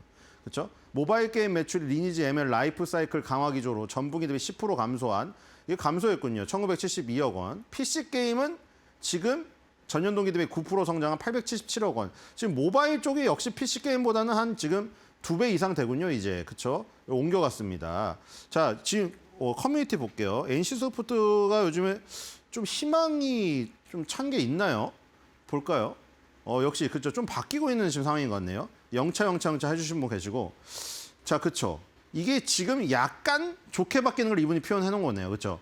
NC가 이젠 좋은 이야기밖에 없네요. 왜냐면 그 전까지 망할 것처럼 도배. 그러니까 제가 얘기하는 게 그래서 이거거든요.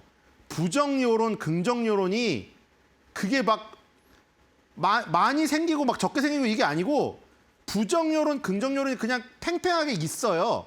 근데 주가가 안 좋잖아요.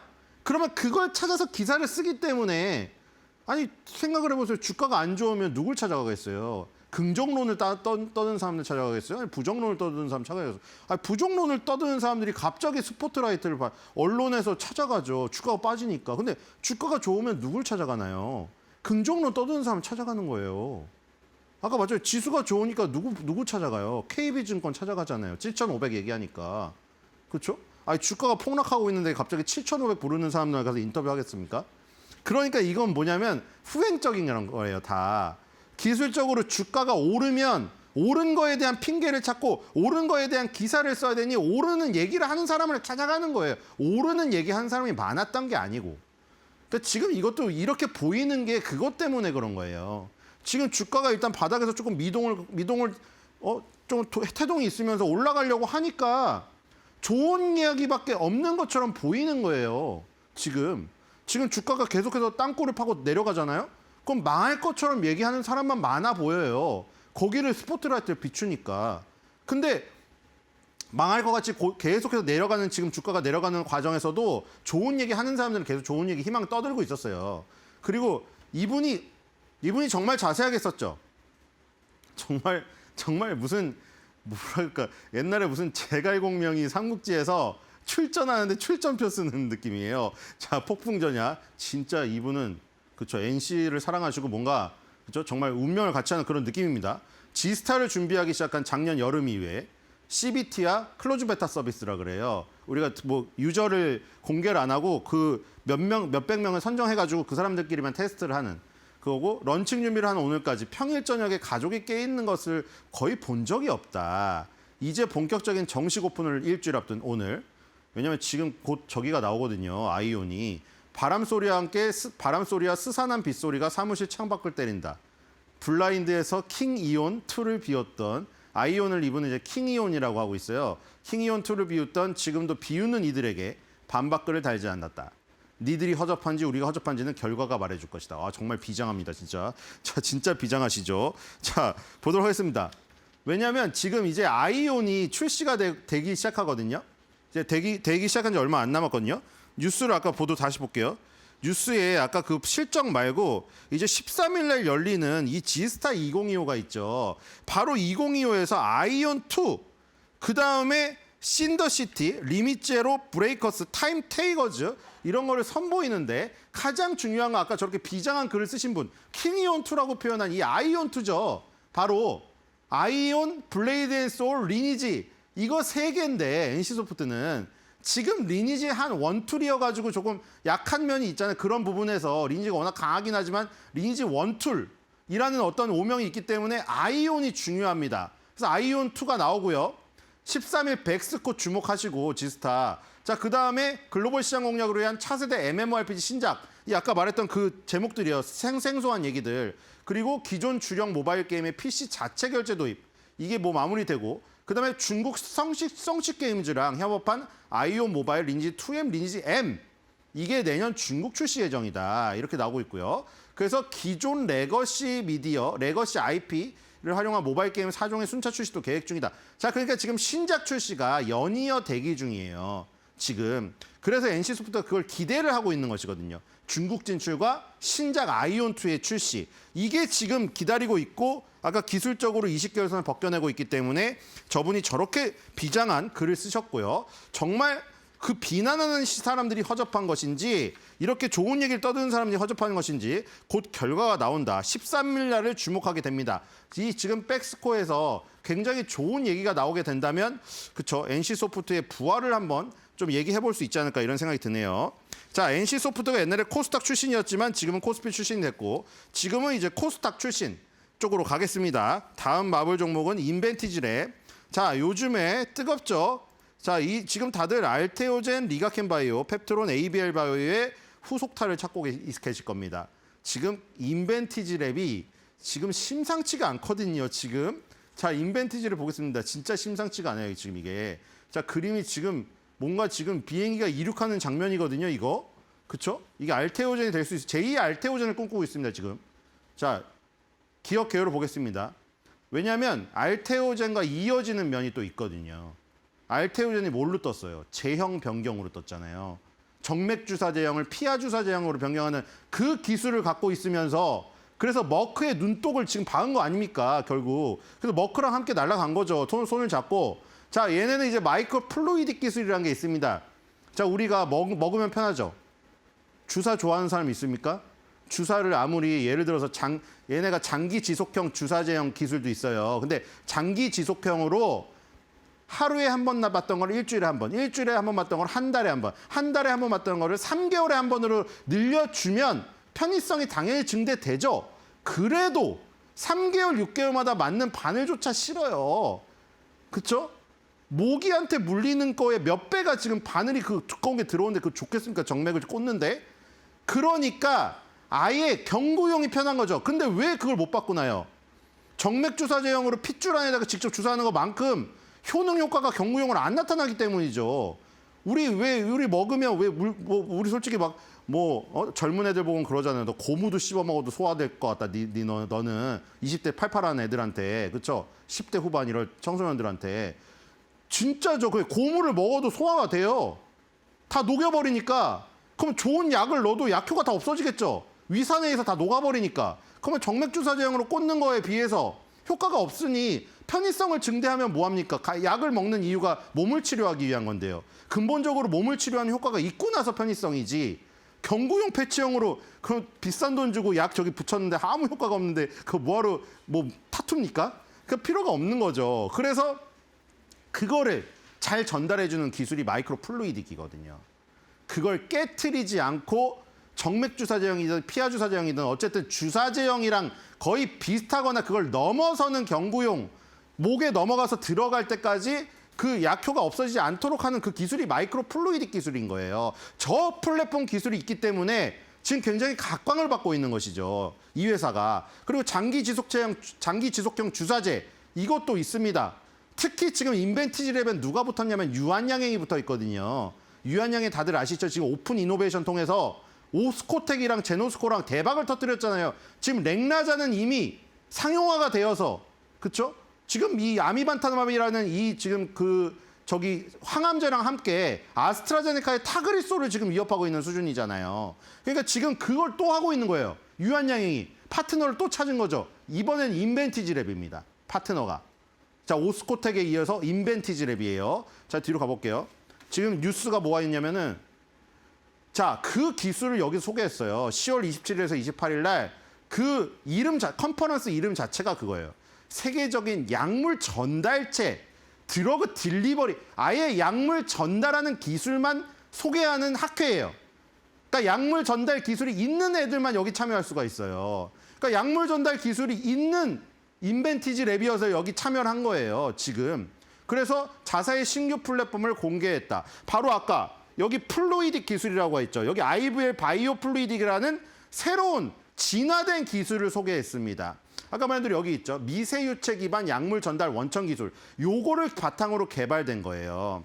그래서 지금 보면은 항체 및 항체 약물 접합체 IADC 있죠. AADC 바이오 의약품을 피하 주사 제형으로 변경할 수가 있어요. 이게 그러니까 피하 주사 제형으로 변경하면 정맥 주사 제형보다는 편하죠.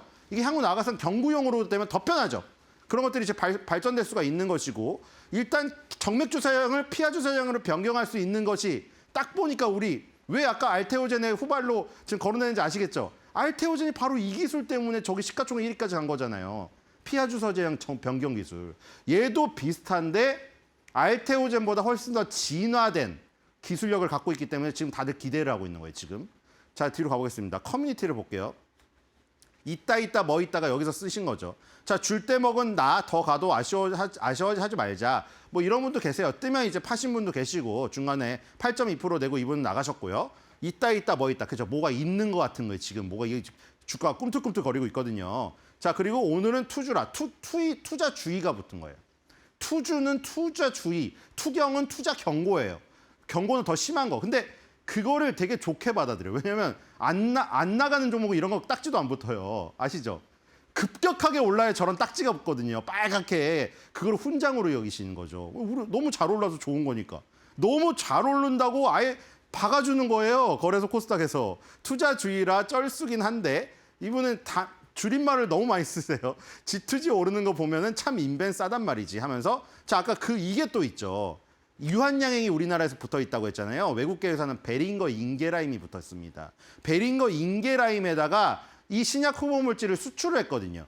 그래서 이 계약 확장 소식 나오면은 인벤도 이제 무상 증자 가능성이 있다고 하면서 뭐 개인적인 견해라고 하지만 뭐 이런 시나리오들이 다 되면은 엄청난 주가의 상승이 있을 것이죠. 저희가 들고 있으면 오를 텐데 아쉽네요. 이분은 뭐 이제 조금 미리 파신 분이겠죠. 자, 어쨌든 간에 지금 2025년도 한 4월 달 지나면서 인벤티지 랩도 지금 심상치가 않습니다. 자, 그래서 알테오젠, AABL 바이오, 펩트론, 리가켄 바이오 이 10위 안에 코스닥 시총 10위 안에 기술 수출 플랫폼 회사 4개가 지금 박혀 있잖아요. 인벤티지 랩이 지금 다크호스로 떠오르고 있습니다. 마치 미국의 매그니피센트 7을 위협하는 오라클 브로드컴처럼 파인9 뭐 이렇게 9개 종목이 붙은 것처럼 이런 식으로 지금 더 확장되고 있어요, 이쪽도. 그래서 인벤티지 랩을 굉장히 여러분들이 기대를 하고 있는 게 아닌가. 저도 이제 내용도 그렇고 기술적인 부분도 상당히 좋아 보인다. 이런 생각이 듭니다. 인벤티지 랩 주목하시기 바라고요. 오늘도 무려 11% 오르네요. 자, 오늘 준비한 48 보겠습니다. 자, 인벤티지 랩이 워낙 뜨겁긴 하지만 그래도 저도 NC소프트에 대해 애정이 있고 애증이 있기 때문에 준비를 안 할 수가 없었죠. 자, 이제 13일 날 열리는 거기를 주목을 하셔야 되는데 아이온2가 출시가 됩니다. 자, 과연 아이온2가 흥행에 성공할 수 있을지 그러면 NC소프트가 지금 저 바닥에서 뜰 수 있는 기회가 되거든요. 자, 그래서 이 게임명이 아이온이잖아요. 그래서 제가 아이는 눈, 온은 켜지다. 이렇게 해서 여기다 의미를 부여한 겁니다. 용의 눈 한쪽은 감겨 있고요. 한쪽은 뜨여 있어요. 아이온2가 만약 성공을 하면 용의 눈 두 쪽이 떠지면서 저 용이 진짜 승천할 수도 있습니다. 과연 저 눈을 뜨게 할 수 있을지 없을지 한번 지켜보도록 하겠습니다. 그래서 오늘 장 마블 한마디는 이렇게 하도록 하겠습니다. NC 아이온으로 아이온 할까?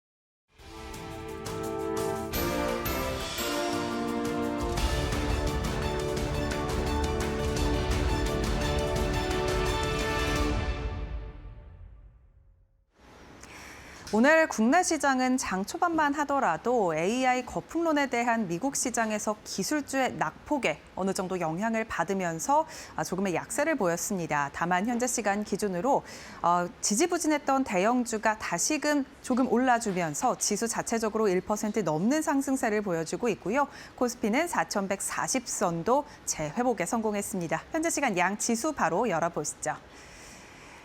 일단 AMD가 앞으로 AI 칩에 대한 긍정적인 전망을 내놨습니다. 이에 따라 지금 반도체 투톱이 이 내림폭을 조금 줄였고요. 삼성전자는 상승으로 전환이 됐습니다. 오늘 중소형주 단의 상승 탄력도 강한 상황이고 코스피 시장 보시면 1% 넘는 상승세 4,149포인트 지나가고 있습니다.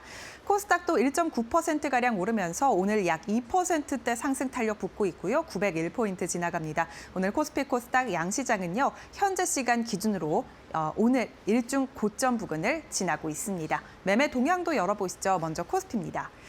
일단 개인과 외국인의 순매도가 출회되고 있습니다. 기관이 4천억가량 사들이면서 지수를 지금 올려주고 있는 상황인데요. 개인은 순매수에서 순매도로 전환이 됐고요. 외국인은 장 초반부터 지금까지 코스피 시장을 팔고 있습니다. 3천억가량 순매도. 기관은 순매도에서 순매수로 전환이 된 이후 지금 매수폭을 점차적으로 키워가고 있고요. 약 4천억가량 강한 순매수 들어오고 있습니다. 코스닥 매매 동향도 열어보시죠. 오늘 코스닥은 외국인과 기관의 순매수가 들어옵니다. 개인만의 순매도가 포착되는데요. 외국인 940억가량 사들이고 있습니다. 기관은 600억가량 순매수입니다. 오늘 코스닥 시장 외국인이 들어오고 있다라는 점 장중에 순매도에서 순매수로 전환이 됐었습니다. 현재 시간 약 900억가량 사들이고 있네요. 원달러 환율이 오늘 조금 외국인의 수급에 부담을 줄 것으로 보입니다. 현재 시간 기준 1,466원 선 지나고 있는데 오늘 개장도 1,460원 선을 넘어서며 개장을 했고요. 현재 시간 기준으로 개장 직후 5원가량 올랐습니다. 1,466원 선 고점 부근 지나가고 있는 원달러 환율입니다. 네, 일단 시장 상황 살펴봤는데요. 그렇다면 오늘 주목해볼 만한 투자 뉴스 어떤 게 있을지 계속해서 이어가 보시죠. 한미약품이 비만약 시장 성장에 따른 수혜 기대감에 52주 신고가를 경신했습니다. NH투자증권은 오늘 한미약품에 대해 중장기 관점에서 비만약 시장을 겨냥할 때 가장 확실한 투자처라면서 목표가를 56만 원으로 올려 잡았는데요. 특히 미국 일라이릴리의 시총이 역대 최대치인 9천억 달러를 기록했다면서 글로벌 빅파마의 주가 성장은 국내 비만 치료제 종목들의 주가에도 영향을 미친다고 전했습니다. 2026년에도 비만 시장의 구조적인 성장이 전망된다면서 한미약품이 앞으로 가장 확실한 투자처라고 밝힌 건데 이렇게 긍정적인 전망 증권가에서 꾸준히 나오고 있습니다. 일단 글로벌 비만 치료제 시장의 성장 흐름 속에서 신약 파이프라인의 진척과 함께 밸류에이션에 대한 재평가 나오고 있는데요. 다울투자증권과 DB증권도 각각 55만 원, 51만 원으로 목표가를 올렸고요. 긍정적인 전망 속에 오늘 신고가를 경신해냈습니다. 한미약품 현재 시간 기준으로도 4.3%가량 큰 폭으로 오르고 있고요. 47만 3,500원 선 거래되고 있습니다. 오늘 전반적으로 비만 치료제 단으로 수급이 들어오고 있습니다. 일동제약 7% 넘게 오르고 있고요.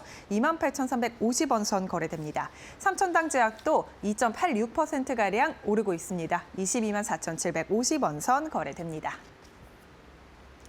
국회 정무위원회가 이달 중 법안심사 소위원회를 열어 토큰증권 법안 심사에 나섭니다. 이번 연도 내로 법안이 통과된다면 이제 STO 시장이 본격적으로 열리는 건데요. 국회 정무위는 이달 24일부터 25일까지 법안심사 제1소위원회를 열고 토큰증권 관련 법안을 통과시킬 예정입니다. 토큰증권 법안은 여야 간 이견이 없기 때문에 통과에 대한 가능성이 높습니다. 현재 정무위에는 자본시장법 일부 개정안과 전자증권법 일부 개정안이 계류되어 있는 상태인데요. 모두 적정 요건을 갖춘 발행인에게 블록체인 기술을 활용한 토큰 증권 발행을 가능하게 하고 유통시장을 개설해 거래가 가능하도록 하는 것을 골자로 하고 있습니다. 조각투자 장외거래소 예비인가에는 한국거래소 컨소시엄과 넥스트레이드 컨소시엄 등 3개의 컨소시엄이 토큰 증권 시장 선점을 위한 신청서를 제출했습니다. 금융위는 연내 최대 2개사에 예비인가를 내줄 것으로 보이는데요. 예비인가 이후에 금융위 본인가를 받게 되면 조각투자 플랫폼, 즉 토큰 증권 거래소로서의 영업을 개시할 수 있게 됩니다.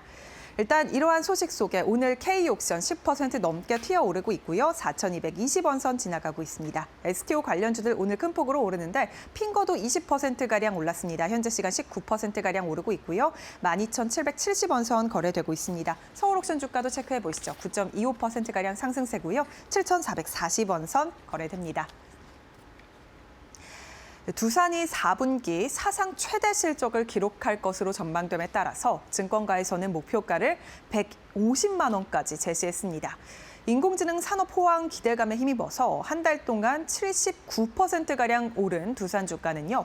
황제주 반열에 오른 뒤 100만 원 선에서 등락을 반복하고 있습니다. 증권가는 두산이 AI 가속기용 CCL 매출 확대가 더욱더 가속화될 것으로 전망하는데요. 전날 NH투자증권, 키움증권, 하나증권 등 총 6개 증권사는 두산의 목표가를 일제히 상향 조정했습니다. DS투자증권은 가장 높은 150만 원을 제시하기도 했죠. DS투자증권은 두산은 북미 고객사의 차세대 AI 플랫폼인 루빈에 제품을 단독 공급할 가능성이 높다면서 루빈 매출이 본격화되는 내년부터는 실적이 측정 불가 수준으로 확장될 것이라고 매우 긍정적인 시선을 보냈습니다. 이와 함께 경쟁사인 EMC가 퀄 테스트를 통과하지 못하는 것도 두산의 독점적인 지위를 유지하는 데 긍정적인데요. 4분기에는 AI 가속기 수요 증가에 힘입어 최대 실적이 기대되고 있습니다. 두산 주가 함께 체크해 보시죠. 오늘 일단 100만 원 선은 유지하고 있습니다. 장 초반에 100만 원 선을 잠깐 내려놓기도 했는데 그래도 이 내림폭을 축소하고 있는 두산이고요. 현재 시간 0.89%가량 하락, 여전히 100만 원 선은 유지하고 있는 상태입니다. 두산 에너빌리티도 체크해 보시죠. 1.15%가량 오르고 있고요. 오늘 두산 계열사들 주가 함께 체크해 보시면 두산 에너빌리티가 그래도 1%가량 상승세입니다. 두산 로보틱스 주가도 확인해 보겠습니다. 두산 로보틱스 0.13%가량 강보합이고요. 78,600원 선에서 거래되고 있습니다. 네, 이렇게 뉴스에 대해서 살펴봤는데 최근 우리 시장 AI에 대한 관심이 굉장히 뜨겁습니다. 특히 이 AI에 대한 앞으로의 긍정적인 전망은 끊임없이 쏟아지고 있는 상태인데요. 이러한 상황 속 세워봐야 할 전략 더욱더 자세히 저희와 함께 이어서 알아보시죠. 오늘은 특별히 이 황제주 두산에 대한 기업 분석을 해드리려고 합니다. 어제 또 우리 시장에서 52주 신고가 갔잖아요. 뭐 증권사 목표 주가는 최상단 150만 원이라고 하고 많은 분들 궁금할 것 같아서 그 내용을 조호진 타큐뉴스 대표님께서 준비를 해주셨습니다. 함께 알아보도록 할게요. 대표님 반갑습니다. 네, 안녕하세요. 네, 일단 실적 분석 중요할 것 같습니다. 3분기 어떻게 보셨어요? 네, 맞습니다. 그래서 두산이 잠정 실적을 발표했는데 그 전년 동기 대비 매출과 영업이익이 엄청나게 뛰었습니다. 그래서 그 뛰었고 이거는 사실은 어떻게 보면 예측을 할 수가 있었던 부분인데 그 두산이라는 회사에 대해서 좀 이렇게 좀 그 부문별 나눠봐야 되는데 두산은 당연히 두산그룹의 지주사이면서도 사업 부문을 갖고 있습니다. 그게 지금 화면에 보이신 대로 이제 그저께 나온 잠재 실적을 그래프로 표시한 것입니다. 그래서 두산이 이제 매출과 영업이익이 전년 동기 대비 엄청 껑충 뛰었습니다. 그러면 이제 사업 부문이 어떤 게 있었기 때문에 이게 엄청나게 뛰었냐? 지주회사라고만 보면 사실은 그 전년 동기 대비 실적이 이렇게 뛰기가 힘들죠. 왜냐면 지주회사는 다 계열사들의 어떤 지분법 평가익을 받기 때문에 갑자기 뭐 뛰기가 힘든데 두산이 이제 전년 동기 대비 영업이익과 매출 올라갔던 이유는 두산이 지주회사인 동시에 사업 부문, 특별히 어떤 사업 부문을 갖고 있냐? 가속기의 핵심인 이제 동박적진 필름을 이제 제조를 합니다. 동박적진 필름을 제조하는데 이 두산 말고 다른 경쟁사가 중국 기업 말고는 없습니다. 그러면 중국 기업 말고는 없는데 사실은 뭐 아시다시피 바이든 정부 때도 중국 어느 정도는 견제를 했었는데 트럼프 시대에는 완전 노골적으로 중국에 대해서 뭐 블랙리스트도 갖다 놓고 관세도 때리고 이러니까 두산의 경쟁사인 중국 기업이 그 빅테크들에게 서버에 납품하기는 좀 현실적으로 어렵다라는 전망이 나오면서 두산의 어떤 매출과 주가가 이것이 현실적으로 반영을 하고 있습니다. 그래서 이제 아까 말씀드린 대로 이번에 잠정 실적이 전년 동기 대비 다 엄청나게 이제 뛰었다 이렇게 분석이 됩니다. 네, 지금 지주사면서도 사업 부분을 갖고 있다라는 구조를 말씀해 주시면서 동박 적층판 이런 얘기 해주셨는데 그게 또 중요한 또 요소인 것 같고 좀 어렵거든요. 요건 뭔가요? 예. 동박 적층판이라는 건 이제 가속기에다가 이걸 갖다 코일처럼 감는데 그것이 있어야지 이제 가속기의 성능이 좋아지는 이제 그런 부분입니다. 그러니까 사실은 비슷한 것이 무엇이 있으면 2차 전지에 이제 그 롯데 머티리얼스, 그러니까 일진 머티리얼스를 인수해서 롯데 머티리얼스 바꿨는데 거기도 비슷한 것이 있었어요. 근데 그거는 이제 2차 전지에 쓰였던 거고 이게 2차 전지가 아주 비슷하긴 하지만 이제 가속기, AI 가속기에 쓰이는 이제 물질입니다. 그러다 보니까 지금 한 4년 전에는 사실 2차 전지의 시대였다면 트럼프 당선자가 이제 유세 활동할 때부터 사실은 2차 전지는 이미 내려가는 것이 예약돼 있었다. 라는 것을 이제 인지하고 받아들여야 됩니다. 지금도 2차 전지 주가를 갖고 있고 2차 전지 종목을 갖고 있고 옛날에 찾아냈던 수익률만 기억하신 분들은 2차 전지에 미련이 많으시겠지만 우리가 미국의 대통령 선거를 관여할 수가 없습니다. 트럼프 대통령이 이제 그 작년에 유세할 때부터 보면은 나는 전기차 대신에 내연기관차를 지지하고 지원하겠다고 얘기를 했어요.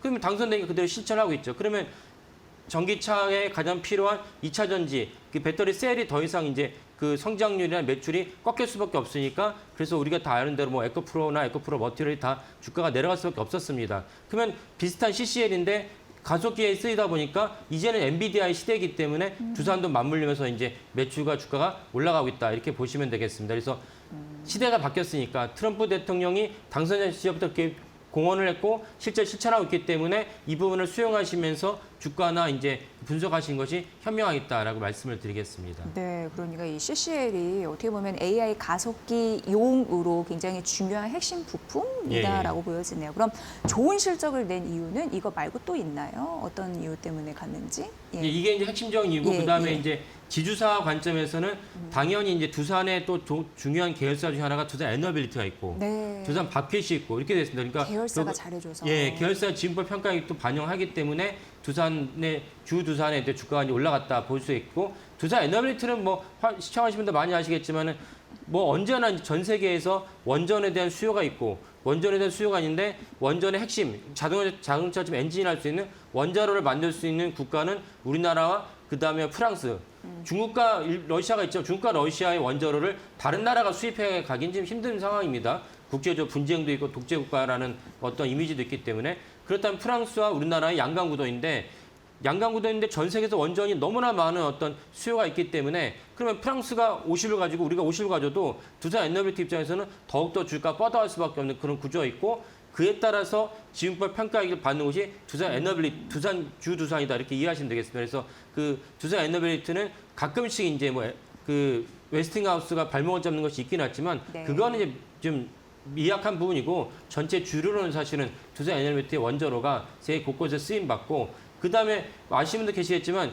미국의 가장 큰 얼마 전에 그 미니 대선이 날 수 있는 뭐 뉴저지라든지 몇몇 상하원년 선거가 있었는데 뉴욕시의 선거도 있었고 거기 민주당이 압승을 했는데 그 중에 하나 이유가 뭐냐면 전기값이 너무 올랐어요. 너무 오르다 보니까 일반 서민들이 지금 그렇지 않아도 뭐 그 미국 동부에서 한파가 이제 쏟아졌다는데 그 난방이 필요한데 전기로 하는 분들이 많이 계신데 전기값이 오르니까 일반 서민들의 어떤 민심이 흉흉해졌습니다. 전기값이 오른 이유는 AI 때문에 사실은 데이터가 전기 먹는 하마에서 한쪽에 수요가 많이 생기다 보니까 당연히 전기 가격이 올라갔습니다. 이거를 해결하려면 사실은 풍력 발전, 태양광 발전, 신재생 에너지도 있지만 현실적으로는 원자로 말고는 없는 상황이다. 이런 관점에서 두산 에너비티 주가가 올라갔고 매출도 사실 보장이 돼 있고 그렇다면 역시 두산 입장에서 그 모기업 입장에서 지주사 입장에서 에너비티의 어떤 상승은 그대로 이제 반영이 된다. 이것은 되게 또 중요한 점이다 이렇게 볼 수가 있겠습니다. 네, AI 가속기용 그 반도체 필수 그런 소재 부품 만들다 보니까 더 이제 부각을 받는 흐름들. 그래서 예, 예. 주가 상승률도 그렇게 뛰었나 봐요. 다른 기업과 좀 비교해 보면은 또 월등하게 올랐죠. 예, 맞습니다. 그래서 어제 종가 기준 했을 때 그 AI로 관련된 기업에 이제 뭐 SK하이닉스도 있고 그다음에 그 오늘 말씀 두산도 있습니다. 엔비디아도 있고 그래서 3사의 어떤 주가를 갖다가 어제 종가 기준으로 YTD를 본다면 지금 화면을 보시는 대로 두산 1등입니다.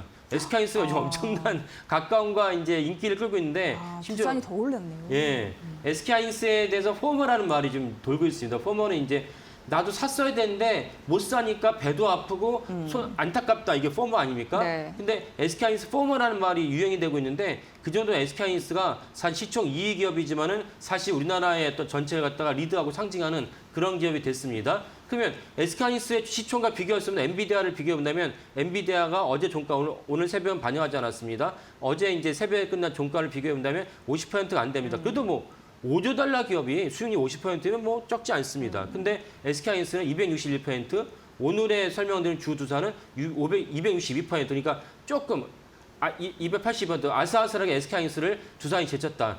그 정도로 알짜배기 실속이 있는 이제 두산이라고 볼 수 있습니다. AI의 그런 실속 있는 기업이다라고 볼 수가 있겠습니다. 그러니까 SK하이닉스 포모가 두산 안 하신 분들 두산 포모에 시달리는 저렇게 세 개를 비교해 주시니까 확 와닿네요. 예. 예. 근데 이제 두산은 뭐니 해도 지주사였습니다. 예. 그러니까 확실히 AI 시대에 AI 붙으면 이렇게 놀랄 만한 결과가 나오는 것 같은데 최근 지주사에 대한 기대감도 막 생기고 있는 와중에서 또 같이 겹쳐 있네요. 예, 맞습니다. 그러니까 지주사라는 성격도 우리가 또 무시할 수는 없습니다. 왜냐하면 또 지금 제가 설명드리니까 두산이 AI 기업이었어라고 인지하시는 분도 계시겠지만 또 두산을 미리 알고 있던 많은 분들은 사실은 두산은 두산그룹의 모기업 물론 인지하시기 때문에 지주사에 대한 어떤 주가 동향도 중요합니다. 그래서 이재명 정부는 이제 그 전체적으로 주가를 다 부양하는 그런 기획과 법안과 행정적인 절차를 계속 추진하고 있습니다. 그중에 첫 번째가 이제 그 상법 380여 사망을 개정을 하면서 실질적으로 우리나라의 코리아 디스카운트 상당히 희석을 시켰고 그 다음에 또 하나 최근에 발표한 것 중 하나가 배당소득 분리를 과세를 하겠다. 그러니까 우리가 모든 민주주의 국가에서는 소득이 있는 곳에 세금을 갖다가 내야 되는 건 당연한데 여기에 대해서 어떤 문제가 있냐? 그러면 내가 배당을 받았으면 배당에 따른 세금을 갖다가 납부를 해야 됩니다. 근데 만약에 배당 금액이 어떤 일정 이상 높다든지 그다음에 나의 어떤 그 내가 차지한 전체 금액 중에 소득 중에서 배당이 차지한 비율이 높다든지 이러면 이제 배당 소득세가 그 50% 육박합니다. 그러면 예를 들면 재벌들이 자기 합법적으로 자기 호주머니를 채우기 위해서 내가 소유하고 있는 회사에 배당을 늘리고 싶어요. 늘리고 싶은데 현재로면은 늘렸다가 50% 이상이 세금으로 날아가니까 배당 가급적 적게 하려는 것이 현재 우리나라 어떤 재벌의 특징이고 이 때문에 우리나라가 사실은 일본보다도 더 낮은 이제 배당률을 갖다 보이고 있다라고 이제 분석이 나온 것입니다. 그러니까 이재명 정부가 이걸 해소하기 위해서 비록 아니 부자들에게 가는 세금을 왜 감면해 주냐라는 비판은 있지만 배당 소득에 대해서만큼은 세율을 낮춰주자. 현재로는 이제 뭐 25% 이하로 낮추기로 했습니다. 그렇다면 이제 재벌들 입장에서는 내가 5천억을 배당하겠다. 그러면은 5천억 배당할 때 예전에는 2,500억을 세금으로 납부해야 되는데 이거 25% 낮추면은 사실 7,500억이라는 돈은 자기 호주머니에 들어오기 때문에 배당에 대한 그 인센티브, 배당을 갖다 하려는 정책을 하려고 하는 그 유인이 더 강해졌다. 이런 맥락에서 두산 역시 들여다봐야 돼요. 지주사니까요. 그 두산의 어떤 주주 구성을 보면은 그 두산은 이제 현재 박정원 회장이 이제 4세인데 4세의 어떤 그 박씨가 갖고 있는 지분이 40%입니다. 그러니까 이런 재벌들은 사실 비록 회장이지만 회장 단독으로 결정한 것은 거의 없다 보시면 됩니다. 특히 두산은 마찬가지고 그러면 재벌들의 가문에서 이제 결정을 내리는데 박정원 회장으로 대변되는 박씨 일가가 야 이번에 그러면 정부에서 그 배당 소득에 대해서 분리과세 하겠다 그러니까 이번에 그 배당 소득 늘리자라고 결정할 수 있어요. 그러면 자연스럽게 그분들에 대한 소득도 늘어나지만 두산 말고 두산의 40%가 아닌 다른 주주들, 개인 투자자들도 동일하게 이제 배당 소득에 대한 감면 효과를 볼 수 있고 이것보다 더 중요한 것은 그렇다면 주가가 더 올라갈 여지가 많다. 이 부분도 동시에 보시는 게 좋겠습니다. 그래서 주가를 올릴 수 있는 중요한 이제 부양책 중 하나가 배당 소득 분리과세다. 이거는 이재명 정부가 실현하려고 하니까 여기에 두산도 당연히 수혜를 받는다. 이렇게 보시면 되겠습니다. 잘 되겠죠. 이 코스피 5천 간의 규모 굉장히 중요한데 이견은 좀 좁혀지는 느낌은 드는데 어떻게 예. 보세요? 배당소득 분리과세. 그래서 예. 민주당 일부에서 이제 예. 예를 들면 진성준 예전 정책위의장이 강력하게 이제 이런 식을 이걸 반대하는 분입니다. 반대하는 분은 진성준 전 의장의 이제 입장과 근거는 이거죠.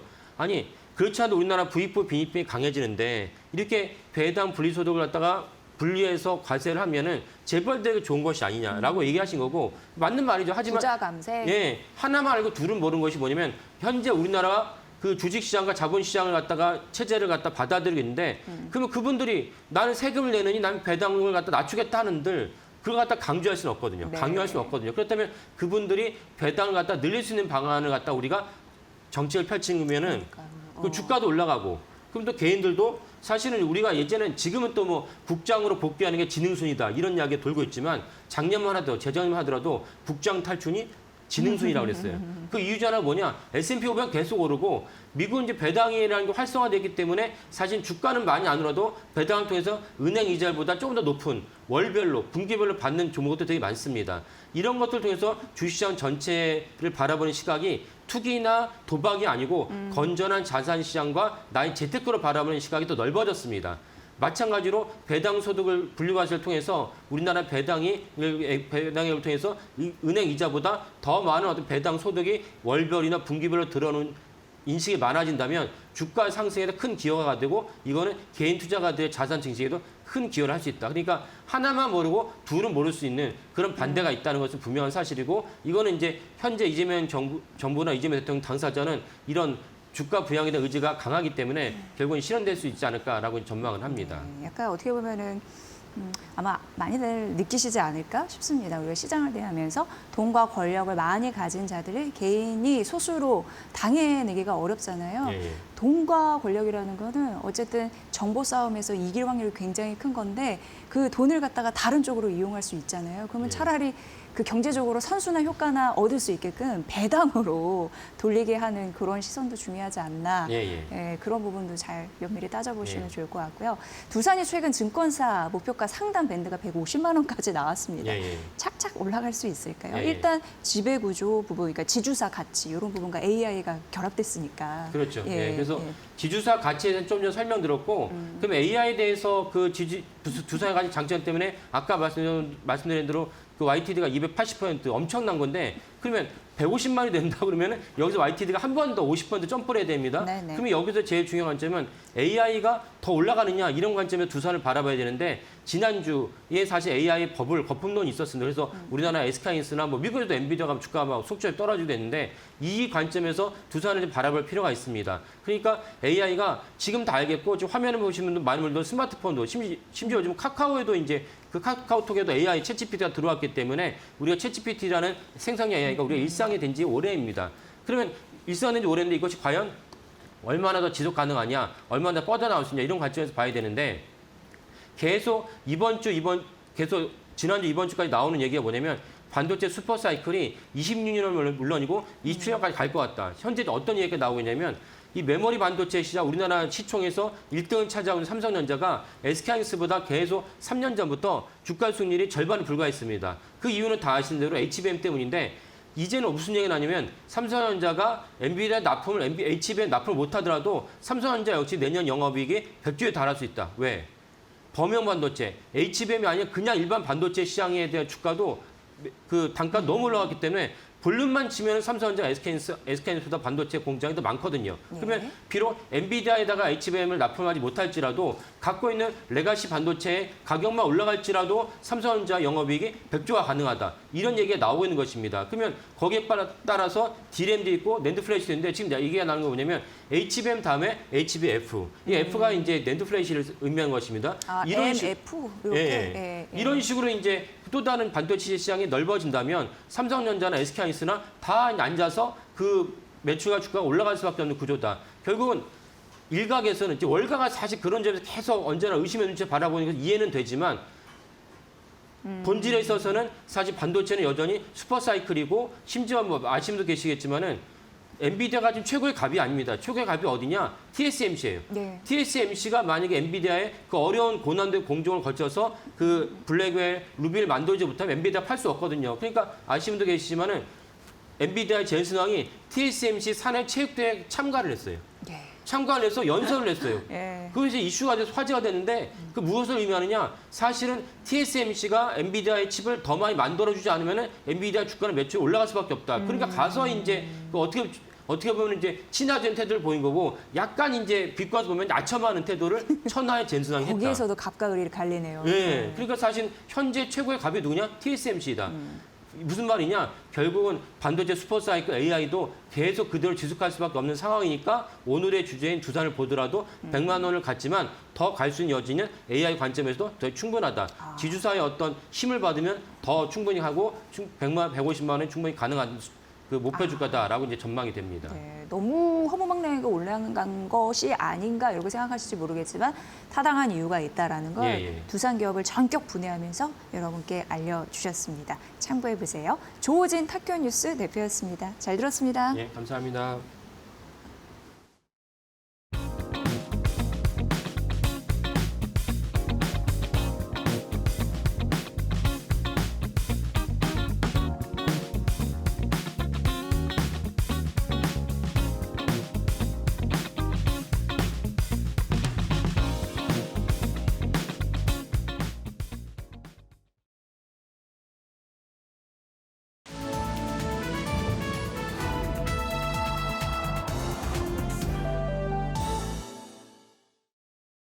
안녕하세요. 증시 날씨 전해드리는 마켓에더 김수현입니다.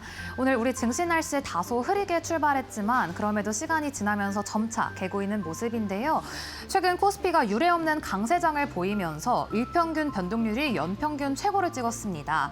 하루에 100포인트 넘게 움직인 날이 올해 7번인데요. 그중에 6번만 이번 달 11월에 있었다고 합니다. 그렇다 보니 증권사의 내년도 코스피 전망도 4,500포인트부터 7,500까지 천차만별이라고 하는데 이렇게 변동성이 큰 시장 속에 오늘은 시장 분위기가 어떨지 종목별 날씨 보시면서 함께 살펴보겠습니다. 오늘 보시면 의료 AI 그리고 비만같이 제약바이오 관련주가 강세장 보이고 있습니다. 우선 의료 AI 관련해서는 오픈 AI가 헬스케어 시장 진출을 본격화하고 있는 가운데 이 시장 규모가 2030년에는 약 2경 원이 넘는 블루 오션이 전망되며 빅테크 기업들이 너도 나도 없이 뛰어들고 있습니다. 또한 오늘 국내에서는 하나증권이 최근 마이크로소프트가 의료 AI 도구를 공개하자 국내에서 의료 AI 관련주가 다시 투심이 되살아날 것이라는 전망을 내놓으면서 오늘 의료 AI주의 강한 햇살이 들고 있습니다. 이어서 비만 관련주도 쾌청 하늘은 보이고 있는데요. 간밤 일라일리리가 약가 인하로 대량 판매를 시작하면서 사상 최고가 랠리를 이어가고 있습니다. 또 올해 글로벌 의약품 시장은 면역 항암제 그리고 GLP-1 비만 치료제가 장악했다는 소식이 들려오자 오늘 비만 관련주는 한미 약품을 필두로 강세 보이고 있고요. 오늘 반도체주 비가 내리고 있습니다. 시간이 지나면서 비는 점점 더 잦아들고 있지만 이 간밤 소프트뱅크가 엔비디아 주식 전량을 매도하면서 엔비디아가 2%대의 하락 마감 보였습니다. 그럼에도 모건 스탠리가 삼성전자는 15만 5천 원, SK하이닉스는 85만 원으로 목표가 상향 조정했는데요. 반도체 투톱 그럼에도 오늘 힘을 내지는 못하고 있습니다. 이어서 오늘 동박 관련주 강한 햇살 들고 있습니다. 최근 국내 동박 3사가 전기차에 들어가는 수요가 좀처럼 나아지지를 않자 AI나 반도체 소재 등 신사업 비중을 확대가고 있습니다. 앞으로의 성장 모멘텀을 확보했다는 사실이 오늘 투심을 자극하고 있고요. STO 토큰증권 관련주도 오늘 좋은 흐름 보이고 있습니다. 국회 정무위원회가 이달 말 24일에서 25일 토큰증권 법안 심사에 착수하고 또 금융당국이 연내로 거래소 예비 인가를 내줄 것이 알려지면서 이러한 전망 속에 오늘 STO 관련주에 산들바람 불고 있고요. 또 조선주 모처럼 오늘 맑은 흐름 보이고 있습니다. 미국 월스트리트저널 보도에 따르면 하나 필리조선소를 갖고 있는 하나 측이 앞으로 10년 동안 매년 2척에서 3척 원자력 추진 잠수함을 만든다는 내부 계획을 보도했습니다. 또한 오늘 환율이 급등하고 있는 가운데 달러 기반 결제 시스템이 완비돼 있어 이 고환율 수혜주로 오늘 부각을 받고 있습니다. 그럼 이어서 오늘 실적 발표한 기업들도 함께 살펴보겠습니다. 한국금융지주 어제 실적 발표했는데요. 3분기 영업이익이 전년 대비 133% 뛰었습니다. 컨센서스를 62%가량 상회한 건데 오늘 대신증권에서는 미친 거 아니냐 이런 리포트를 내놓으면서 증권사가 자본력을 갖췄을 때 어느 정도의 레버리지 효과를 낼 수 있는지 증명했다며 호평을 냈습니다. 이어서 펄어비스, 네오이즈 게임주들입니다. 오늘 실적을 발표했는데요. 펄어비스는 시장의 우려에도 불구하고 3분기 영업이익이 106억 원으로 흑자 전환에 성공을 했습니다. 호실적을 기록하며 주가는 맑음 보이고 있고요. 네오위즈도 3분기 영업이익이 310% 급증했습니다. 자사의 피해 거짓 그리고 브라운더스 2A 쌍끌이 흥행이 이런 흑자 전환으로 이어졌다는 평가입니다. 그럼 이어서 특징적인 종목들 날씨도 함께 살펴보시죠. 오늘 포스코 홀딩스인데요. 호주 광산에 1조 1,000억 원을 투자해서 리튬 확보에 나섰다는 소식에 오늘 주가는 맑음 보이고 있습니다. 반면 효성 주가에는 비가 내리고 있습니다. 최근 정부가 배당소득 분리과세 최고 세율을 인하한다는 소식 속에 수혜 기대감으로 가파른 상승세를 보였는데요. 오늘 투자 경고 종목으로 지정이 되면서 투심이 급격히 냉각되고 있습니다. 그럼 이어서 계속 특징적인 종목들 보겠습니다. 오늘 두 제약 바이오주들 한미약품은 증권가에서 오늘 비만 대장주로 꼽히면서 주가 맑은 흐름 보이고 있고요. 신테카 바이오는 AI 기반 차세대 암백신 이 개발에 착수화됐다는 소식에 오늘 상한가 기록하며 폭염같이 뜨거운 흐름 보이고 있습니다. 이상 11월 12일 증시 날씨 전해드렸습니다. 내일 수능입니다. 그래서 개장 오전 10시고요. 저희 1시간 이후 11시에 뵙겠습니다. 함께해 주신 여러분 고맙습니다.